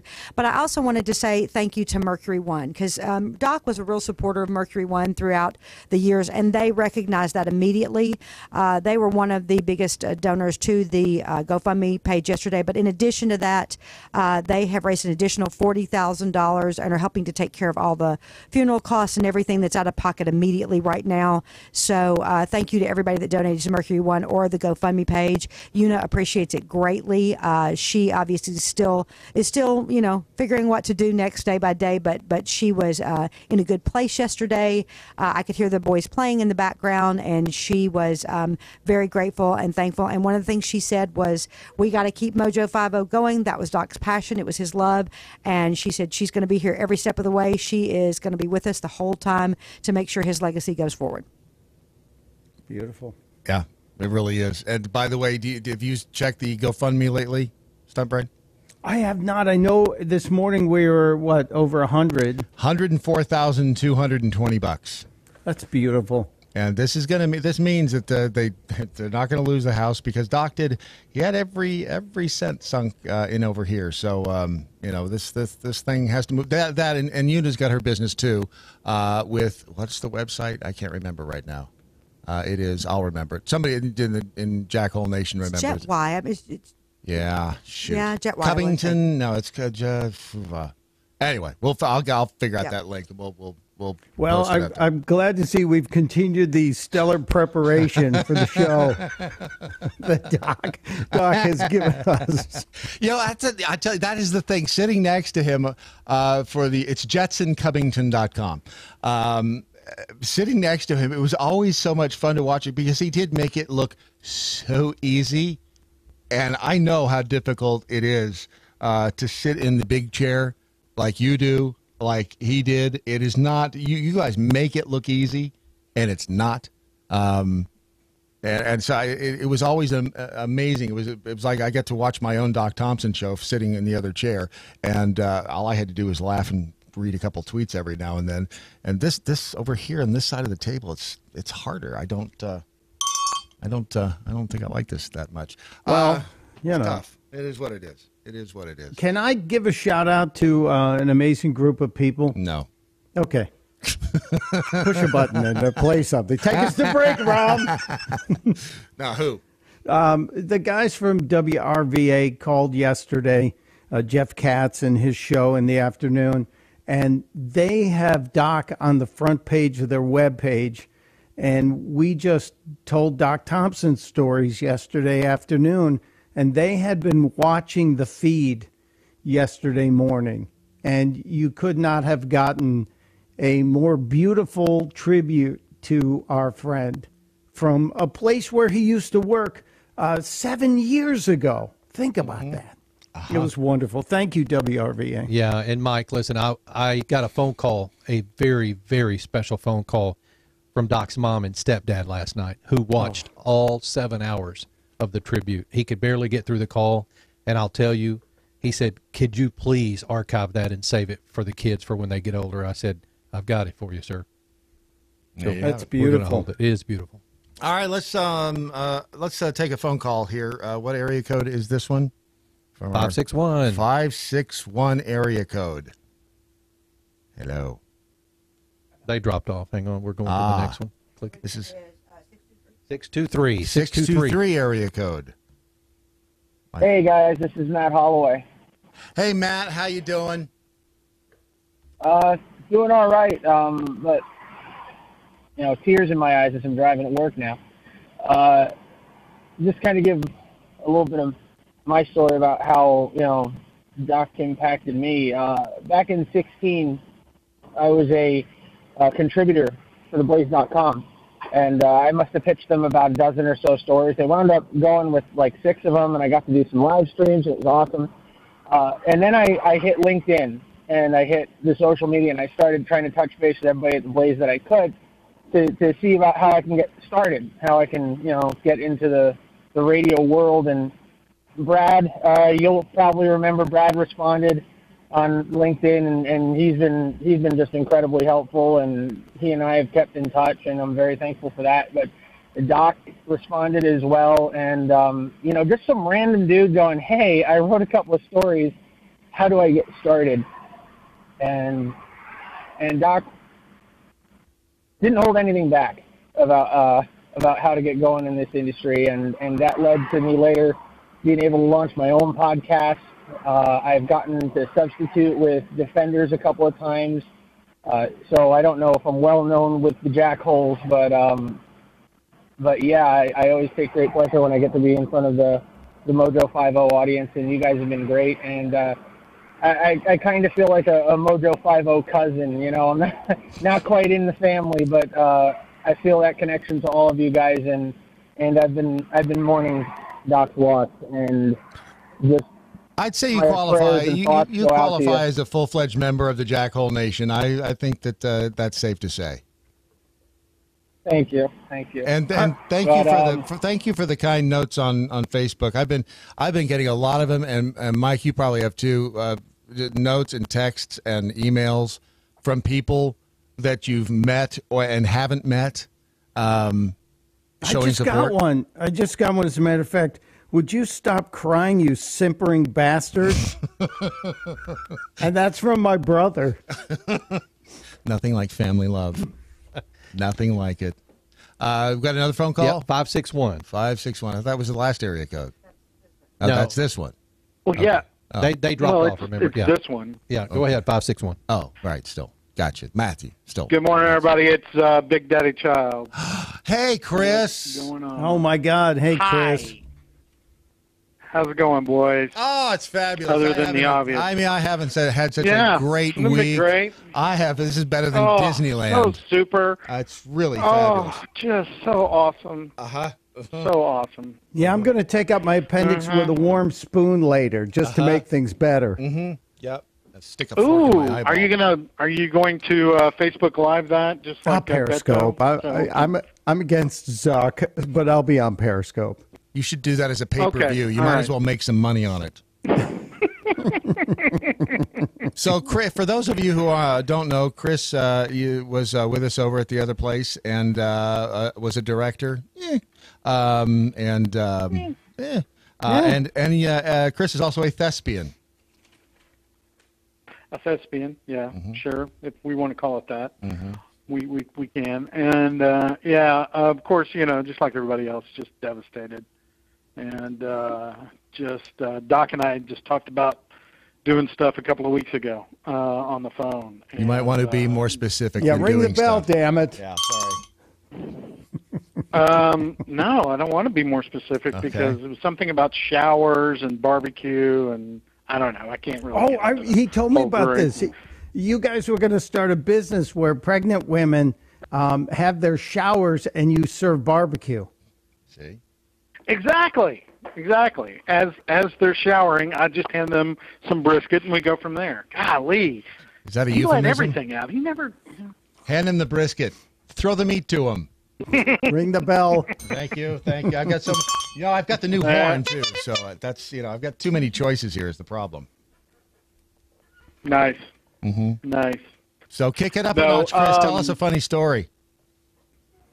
No, I was trying to think back. So he and Skip would come into town. Of course, like Skip talked about earlier today, they would do about 24 hours of the broadcast filling in for everybody.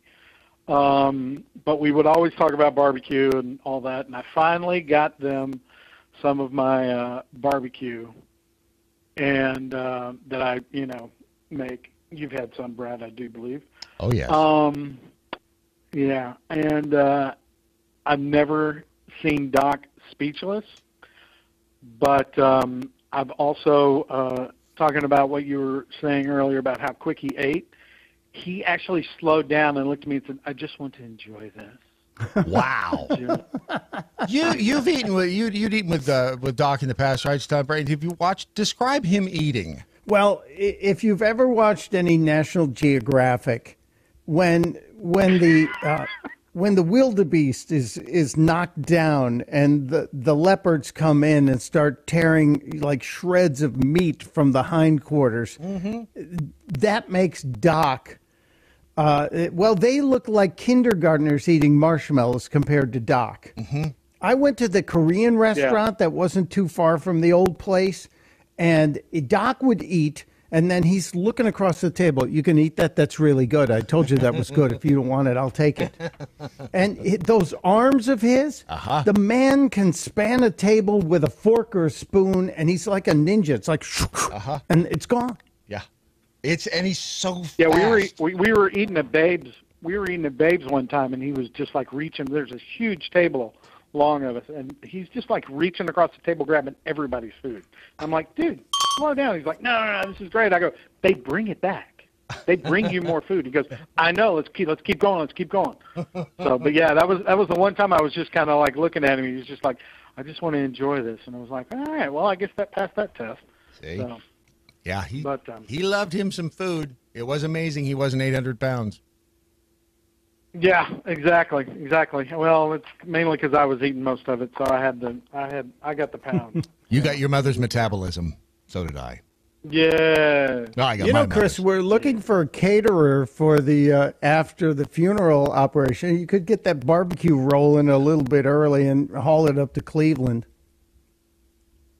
Well, now that I'm living in Florida, I'm not actually that far, and I can throw my big smoker on the back of the car and get up there. So I may have to look into that. Well, if you love Doc, you'd do it. God. And ladies and gentlemen, Brad Staggs is serving guilt cheese sandwiches today. Whatever it takes. If anybody knows how to guilt anybody, it's Brad. So, I learned it from my mother. She was good at it. Still is. Yeah. All right, buddy. Thanks. All right, I'll get out of the way, guys. Love you guys. Thanks, buddy. Great to hear from you, Chris. God. We'll talk later. Yep. See y'all. The morning snarky McSnarkface tweeted the new marketing campaign, Mojo 50, where you can call your colleagues douchebags. Yeah. Yes, you can. And there's one big one right on the other room. All right, Celebrate, take it. What do you want to talk about next? Huh? I think we should salute some of the stupid stuff going on. And, I'm going to throw this out there. I just want to spend a couple of minutes saluting the state of Virginia for what's happening. Because I don't know if you've delved into this, but, right now, as we speak, we have the governor who could be forced to step down. Then the lieutenant governor could be forced to step down. Now the next in line is the attorney general, and he admitted yesterday that he wore blackface when he dressed up as Curtis Blow, by the way, Basketball, one of the great rap songs of all time. And that would leave the fourth person in succession to take over the governorship, and he's a Republican. And do you know how he got his job? No. How? A coin flip. So let's just look at Virginia. The governor may go, the lieutenant governor may go, the attorney general may go, and a Republican will replace all three Democrats, and he's there because he won a coin flip because the last election was a tie. It really is a circus. So you basically have a sexual assault sandwich between two pieces of blackface bread, and then a coin flip at the end of it. You can't write stuff that ludicrous. I'm married to a soap opera writer, and she's looking at this going, this is unbelievable. And I said, and yet, there it is. And I swear to you, all of this is happening because as Doc is sitting up talking to God right now, explaining himself for a couple of those years in the past and a couple of those tricks he played on all of us, as Doc's talking to it, God's going, I want you to watch this. These guys, all these guys here, see the guy at the top? He wanted to kill babies. And so his own party saw him as toxic, so they set him up with this old picture. And the guy behind him, then, the guy who wanted to kill babies, well, he had some details on this guy messed around with a girl. And now the guy who would step in, and it clears the path for a Republican who got there on a coin toss. Don't you know the Democrats right now are combing through his background with a fine-tooth comb to find anything else on him? Well, find anything, period, on him. Here's what I will tell you. If you believe in mining for gold, and Doc did, as you guys evidenced by the discussion of all the ideas he used to come up with, he was like Ralph Cramden talking about some of the cockamamie ideas, and yet within one of those would be a giant nugget of gold that we would have to try and find, and we had to look for all of them. So somebody out there right now, or perhaps teams of people, are out there buying up college and high school yearbooks for every member of Congress and every governor in the country. They're looking through them going, find me something. Bring me the head of Cory Booker from a yearbook page. I was looking through my yearbooks from, because it was 79, 80, 81, 82. And I know for a fact there's some guy in there dressed in a dress. I don't think there's anybody in blackface at that point, but I know that there's some cultural appropriation in some picture somewhere in my yearbooks. I have to find it, just because it was. I hate to say it was a different time, but I think people had more of a sense of humor. Oh yeah, my God, we all did. But can you imagine if Doc Thompson, Brad Staggs, and Mike Opelka and Skip had all been in college at the same time? Oh, well, I would have had to have gone to college first. And Doc would often say, he'd look at me and go, if we knew each other when we were younger, we'd both be in jail. Yeah, or dead. Still, or and dead. Now Doc beat us to it, so, he's there. But by the way, I found my senator's high school yearbook, Chris Coons. Mm-hmm. And he's shirtless in a hot tub. I have not posted the picture. Oh, you need to. I'm very tempted, but he's a good man. I disagree with him on policy. Is it wrong for me to post a picture? Nope. of a douchey-looking, shirtless Senator Chris Coons in a hot tub. As a matter of fact, I don't think you have the balls to do it. I think you're yellow. You're probably right. I am. But I like him too much. And he supports my wife's children's theater, and his daughter has been in plays. Gee, I don't want to scuttle a man. It's going to get out there anyway. Oh, I do have Cory Booker, who in his high school yearbook, you don't believe I went through and did all this, do you? But yes, you can find their yearbooks online. Cory Booker's, his motto in high school, you know, if we were going to Kavanaugh him, was "Let's go all the way." What does that mean, Cory Booker? What are you trying to say? Well, he's Spartacus, so I think we know exactly what he meant. Wouldn't Doc be having fun with Virginia? Because he knew Virginia politics inside and out. Yeah, he did. He really did. He used to go back and speak in Virginia a lot of libertarian groups, a lot of 912 type groups. And so I just woke up today laughing at this, saying how brilliant would it be if Doc is up there helping move the chess pieces around. God, let me get this one. Let's bring the guy over who got the coin flip. Who would have thought, and I think we brought this up, I'm not sure if we did yesterday, if it was here on the air or out in the other room, but the fact, if Ruth Bader Ginsburg is still alive, in fact, how weird is that she outlived Doc? Well, she didn't make it to State of the Union, but the night before she was seen in public. That's what they say, but there are no pictures of it. They say they saw her sitting in the back and that she didn't get up when people walked by. What's that tell you? That tells me she was bitten by a vampire and no longer shows up on film or in mirrors. Exactly. There's still something fishy going on, and who has never used a body double? Come on, somebody. There's something bizarre going on with her, and we don't have the full story yet. And that's all there is. Very good point. That's all there is to it. Very good point. By the way, I need to tell everybody about Patriot Mobile, patriotmobile.com/Doc. If there is a way that you would like to pay tribute every day to Doc, oh, yeah, I'll pull the sympathy string every time.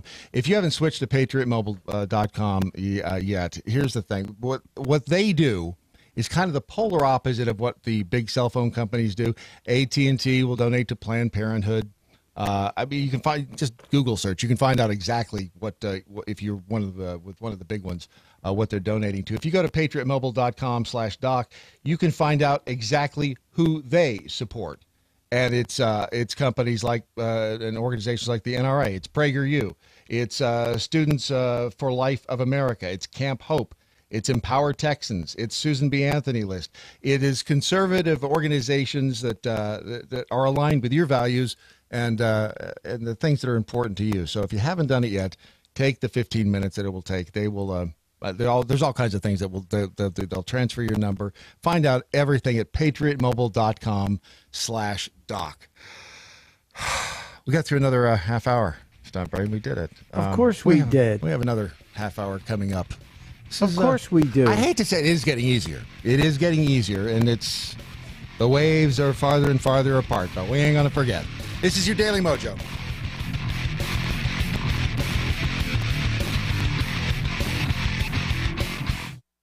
By the Numbers with Andrew Coppins is powered by TarRiverArms.com. They've revolutionized online firearm sales with high-resolution pictures, 3D imaging, and the best prices. How much will you save? Find out at TarRiverArms.com. That's TarRiverArms.com. Today's number, 100,000. As in, you all have come close to or exceeded, depending on when you're listening to this segment, $100,000 raised in just about 24 hours following the tragic passing of Doc Thompson. It's an incredible number and a testament to what Doc meant to all of us who have listened to him over the years. For those of you who don't know, I started as a listener to Doc when he and Skip came to the Blaze way back in the day, and it was just a few short months ago that Doc took a chance on me.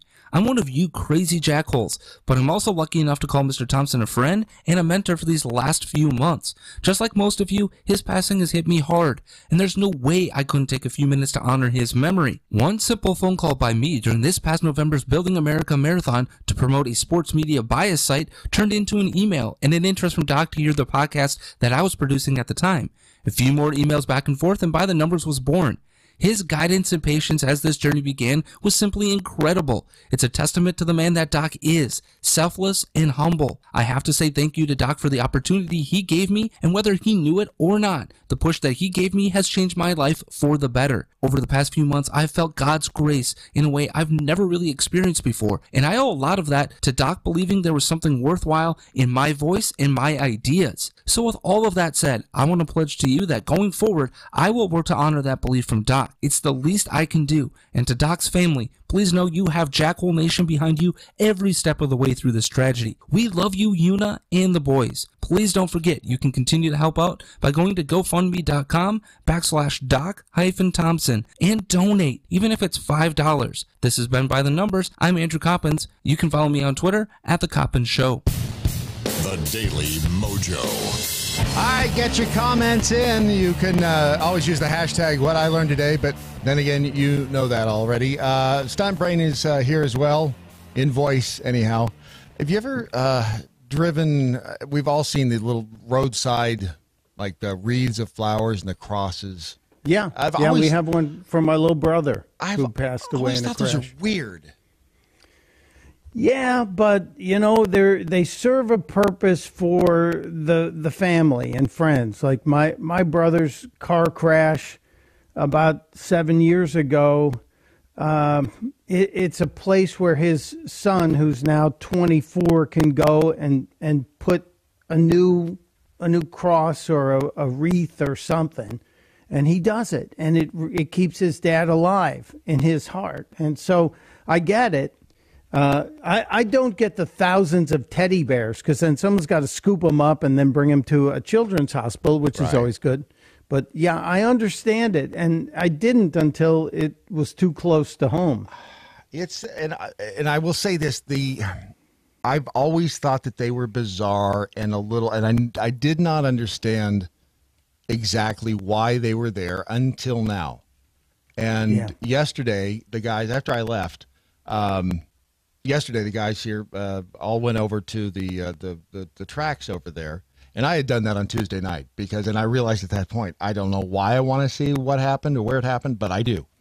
Because the brain is a strange thing.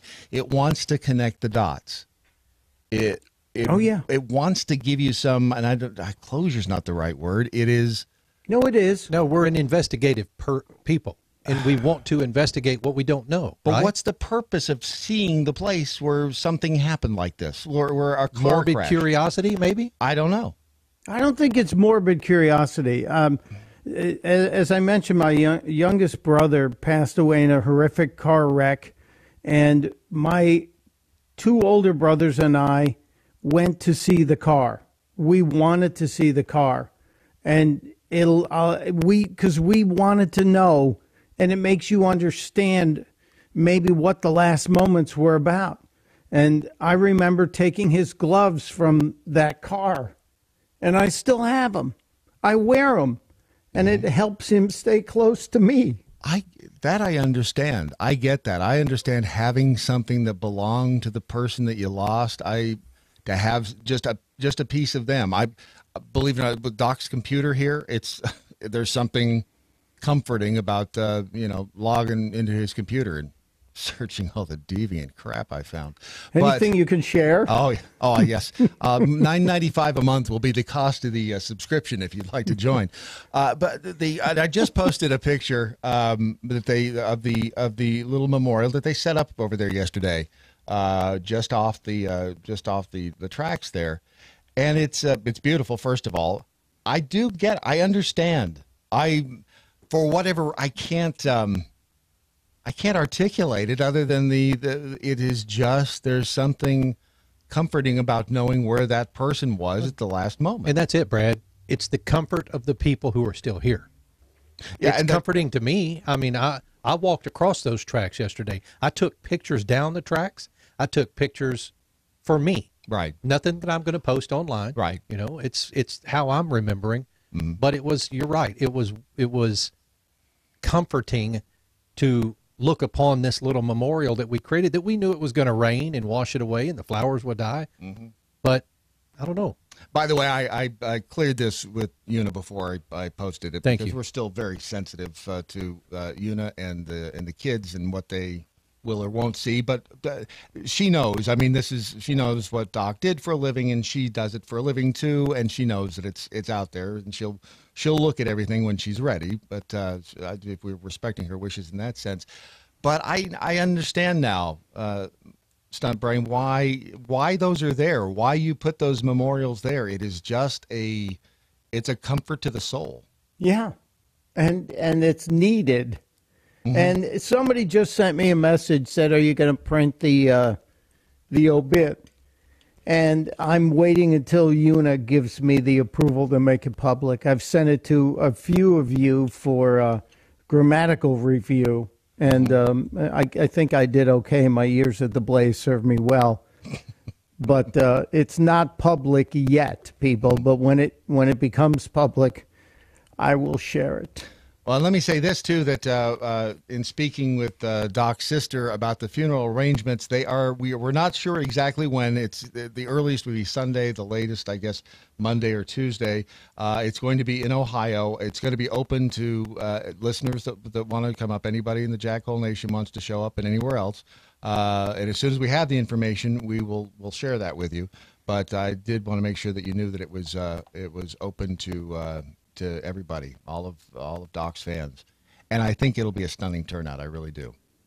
I think. Oh, absolutely, and it's so weird because it was not that long ago when we were in Doc's mom's home as we were covering the Republican convention in the summer of 2016, and those of you who remember, we were broadcasting live from the garage.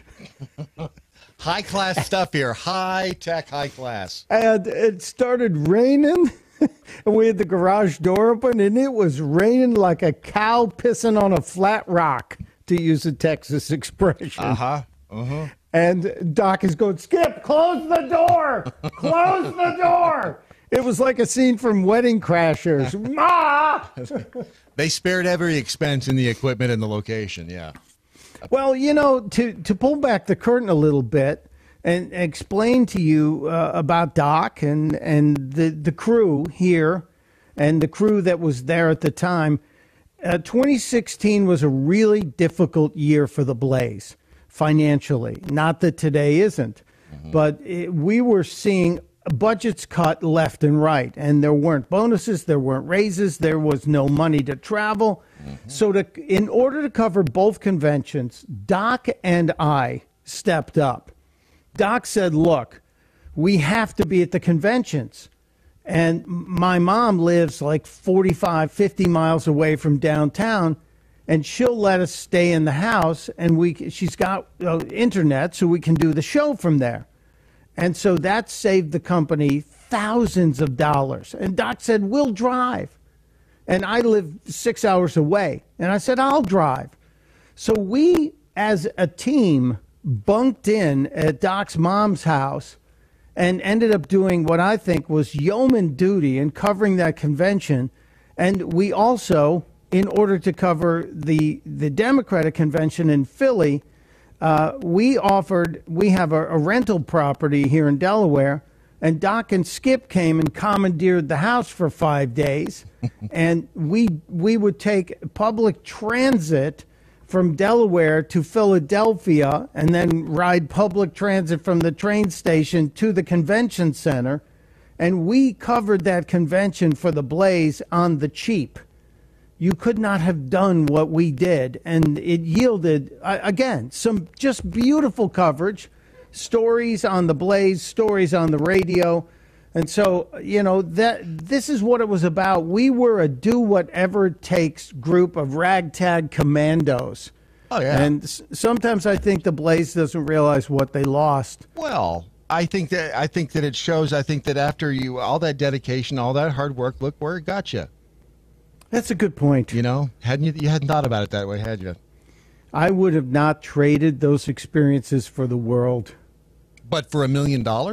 Okay, $1 million, yeah. Yeah, it's no, it just would have been. It just would have been nice, and we, I can't believe we had to sell it. We had to say, okay, we're doing this no matter what you say. It's not costing you a dime. Oh, it's not costing us a dime. Okay, go ahead. Knock yourself out. Not everybody has the common sense God gave a goat. There is that. Mother's Day, by the way, is May 12th. You were just talking about Doc's mom, and I don't know if you saw the latest trend in the perfect mom Mother's Day gift for mom this year. A goat? No, but it's very close. You can now have mom's breast milk encased in a finger ring or other piece of jewelry and wear Stop it. No. Stop it. Absolutely true. $149. There is a website called Breast Milk Jewelry. I'm going there right now. This is gold. Yes, I want to wait until you get there because I want you to describe some of these fabulous pieces of jewelry that you can wear around your neck or finger as a tribute to mom, or if you want to give your mom a sample of her own. See, this gets into such weird territory. Do you get to, I'm looking at it right now, do you get to choose left or right? That's a very good question. And how do you, let's say you wanted to give this to your mom as a surprise gift. Yes. So wrong. Mm-hmm. Oh, Yeah. here's the creepier part, and I'm so glad you went into Doc's internet history to find this. I told you there was some creepy stuff in there. You can actually go on the Etsy website, which my wife goes to all the time for shoes and art projects and things. There's a DIY breast milk kit that you can put. You can.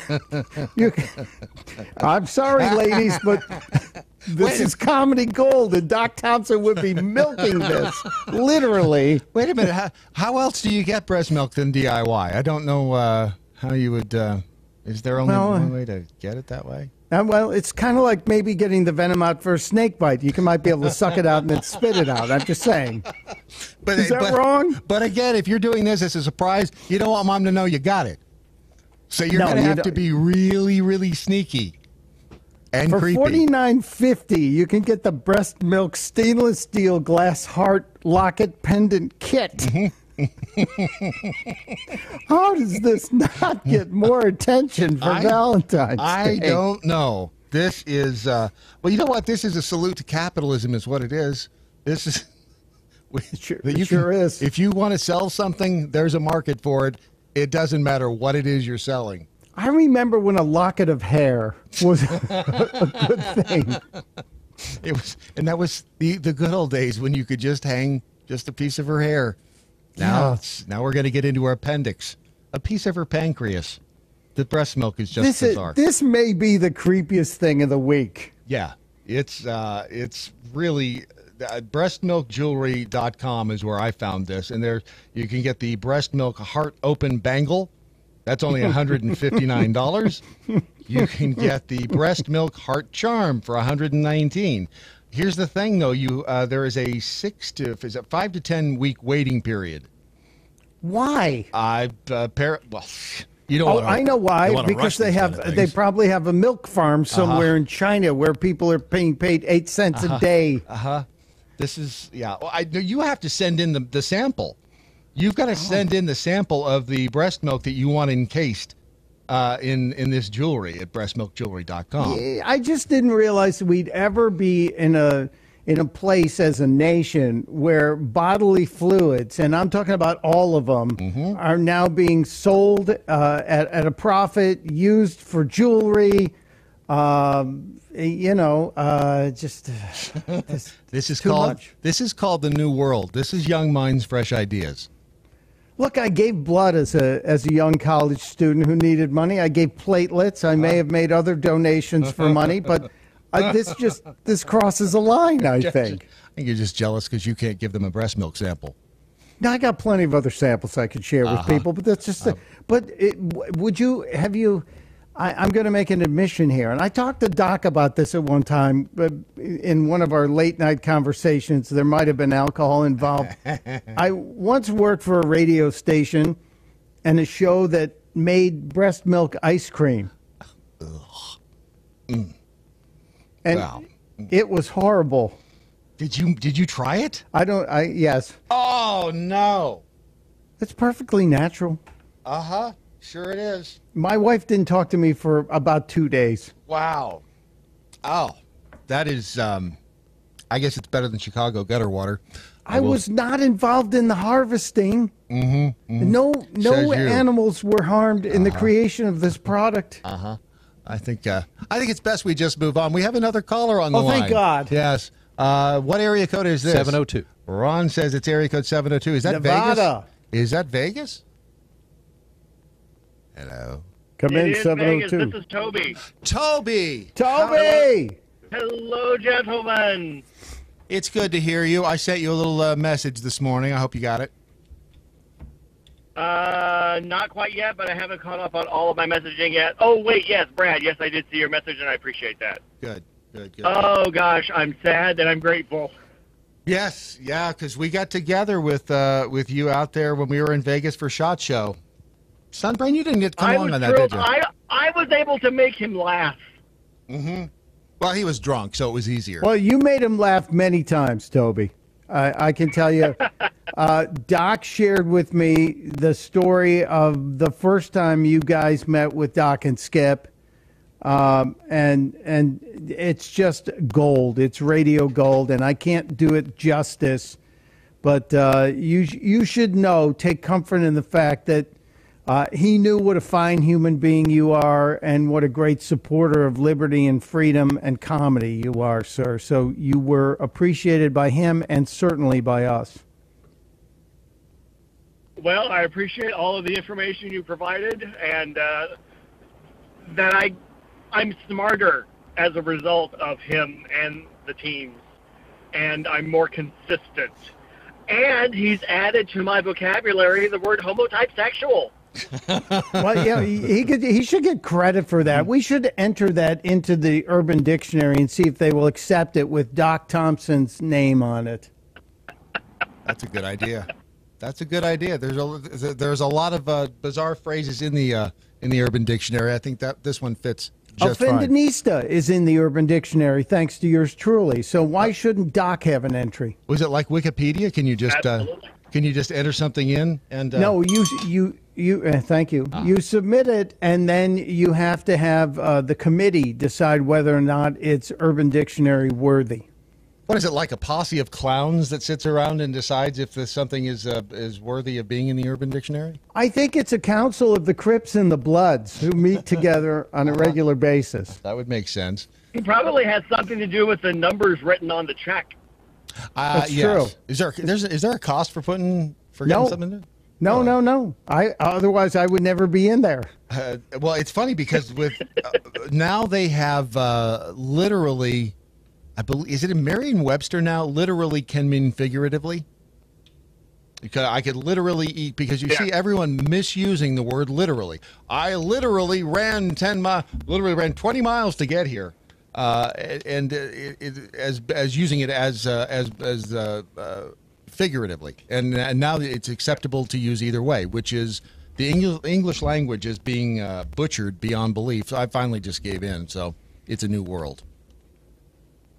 We don't have time to talk about irregardless. Or that's a whole nother topic. Or I couldn't care less. Everybody's I could care less. Well, then you're not at the bottom of caring. It's I couldn't care less.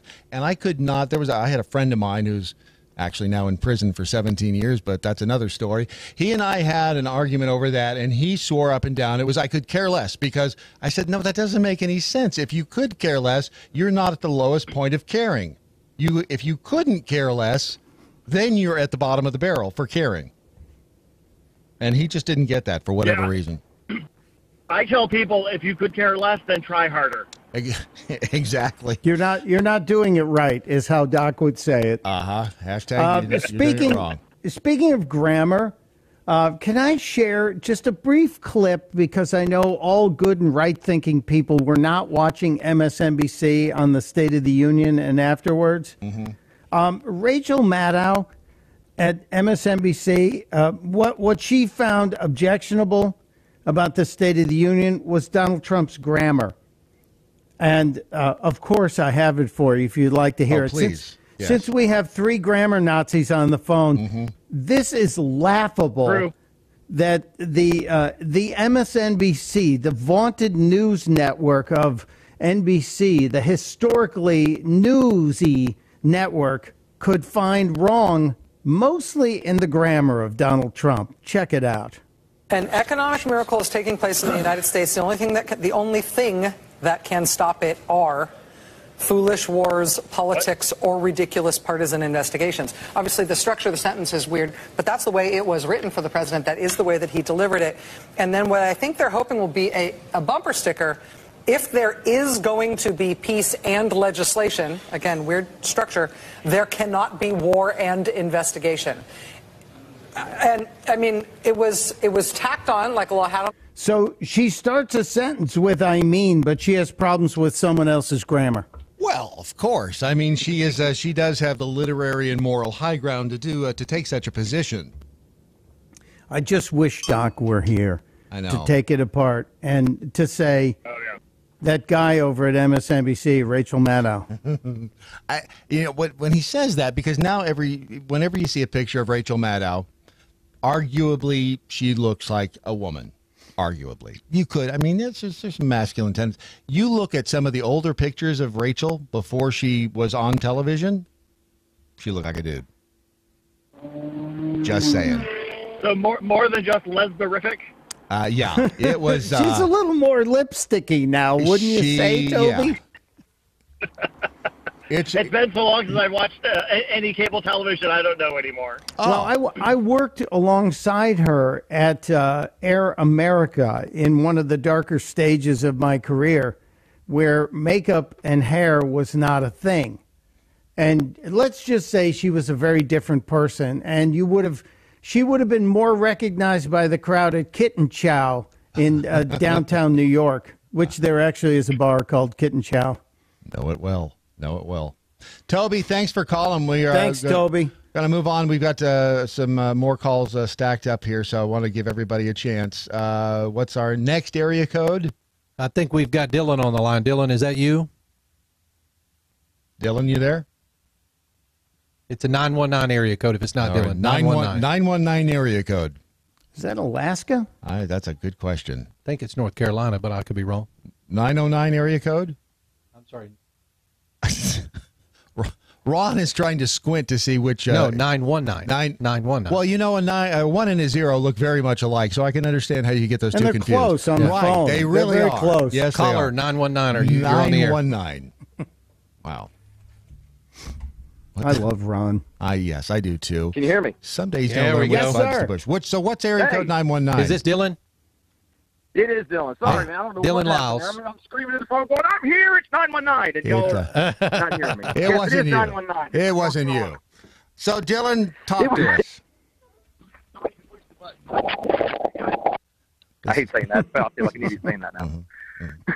So, talk to us, One Dylan. of them days today. Yes, it is. All right. So, I wanted to call in. I had been wrestling with this for the past couple of days, obviously. For those who aren't aware, I was, believe it or not, part of Defenders. There's supposed to be a two-man show. And Steven's been holding it up for me while I had to step away for some personal issues, things that I had to deal with. And Ron and all the guys have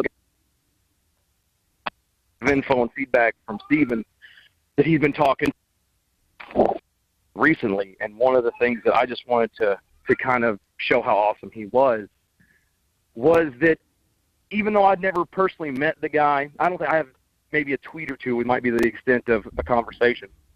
But he actually was has been rooting for me and in the stuff, the things that I've been trying to deal with and to come back to the show and everything else. And it was just, it meant so much to me that, he was standing there no matter what. I never heard a bad thing from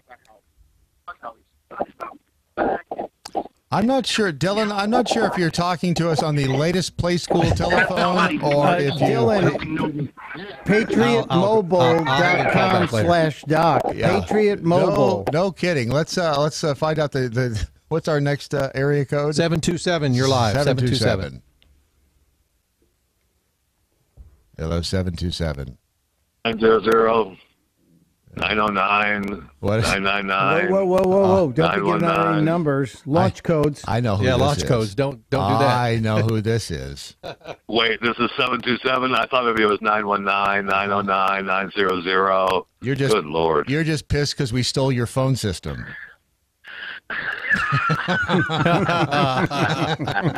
Wait, what? I cannot believe. First of all, I sit down and tune in. I didn't realize, they'd still let this thing on. And then I see you don't even know the preservation process of breast milk for jewelry. My God, what kind of information show is this? Well, we need the expert like you. You're the only one who's got a merit badge in it, Jeffy. So I know that I'm not alone, actually, just waiting for Doc to walk through the door and tell me that he was joking. I know, right? If only. I know. I mean, I truly, I don't think it's completely sunk in, because I'm like, nah, it's just show up. It's not real. I had the This is some sort of stupid bit. Let me in on the inside joke. Both of you got the call from me, which, believe me, was one of the hardest things I've ever had to do in my life. And sorry I was so blunt, but I didn't know how else to say it. No, it was the only way. But I mean, and I still, I remember saying, "Get the F out of here! No way! Mm-hmm. Stop it! Let me in on it." I mean, horrible, right? I know that, and you cannot say how bad it is, because it just is bad, and it's wonderful what the audience has done to help the family, with the GoFundMe page. That will, it's well over 100,000 now, right? I mean, that's huge. Oh yeah. That will help them. There's, it's my gosh, for the family. I mean, I know that, we're hurting, but, wow, the young kids and his older son and the wife, I mean, he's the one that was holding them up, and now it's got to be them. That's so hard. I've been through that a little bit as a child. I know how hard it is. Well, then we almost lost you beforehand, so damn it. You people. That was a little hard event. Don't worry about it. Just a little hard. It's a little hard event. I call it just a hard event now. Never mind that heart attack. An event. So how's the breakfast kale smoothie thing going? Would you chew your own arm off for a cigarette right now? No, actually, I've been really good. I've been good. I've not. There's only been a few times I really wanted to smoke. Other than that, I've been. I'm fine. vaping right now. I'm vaping now in your honor. Well, thank you very much. Thank you. I appreciate it. I really haven't missed it. Like yesterday when I left work, there was a guy worker out here, and he was leaning up against the building smoking a cigarette. I about tackled him for it. He said, "Hey, how you doing?" And he didn't realize he was going to get tackled and his cigarettes taken away from him. Mm-hmm. But other than that, I'm fine. I don't need that stupid thing. Who needs those, please? Who'd have thought Jeffy would outlive Doc? The answer is 0. If you're wondering at home, if you're playing along at home. We got about a minute left, guys. A minute left. It's all yours to spend it well. Which two of you? Go ahead, Jeffy. I mean, do we have the human time clock now? Yeah. Just speaking, we have a minute left. Oh, you can talk for as long as you want. Left, otherwise, we're cutting off. Well, you can talk for as long as you want. You'll only be heard for 44 seconds. It's kind of like being at home. Wanted to call. I just wanted to call and say hello and let everyone know that their thoughts and prayers and well wishes have been heard, and thank you for helping Doc's family out. And I already miss him. Yeah. And by the way, your son you should be proud. Max called in earlier. Fabulous. What the hell did you do that for? What do you do that for? He owes me $20. Okay, no problem. Jeffy, Stunt Brain, I love you both. Thank you. God bless you all. Love your friends. Tell them today. This is the Daily Mojo. Peace.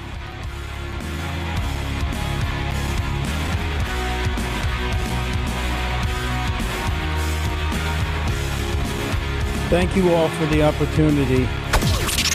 This is the seditious, rabble-rousing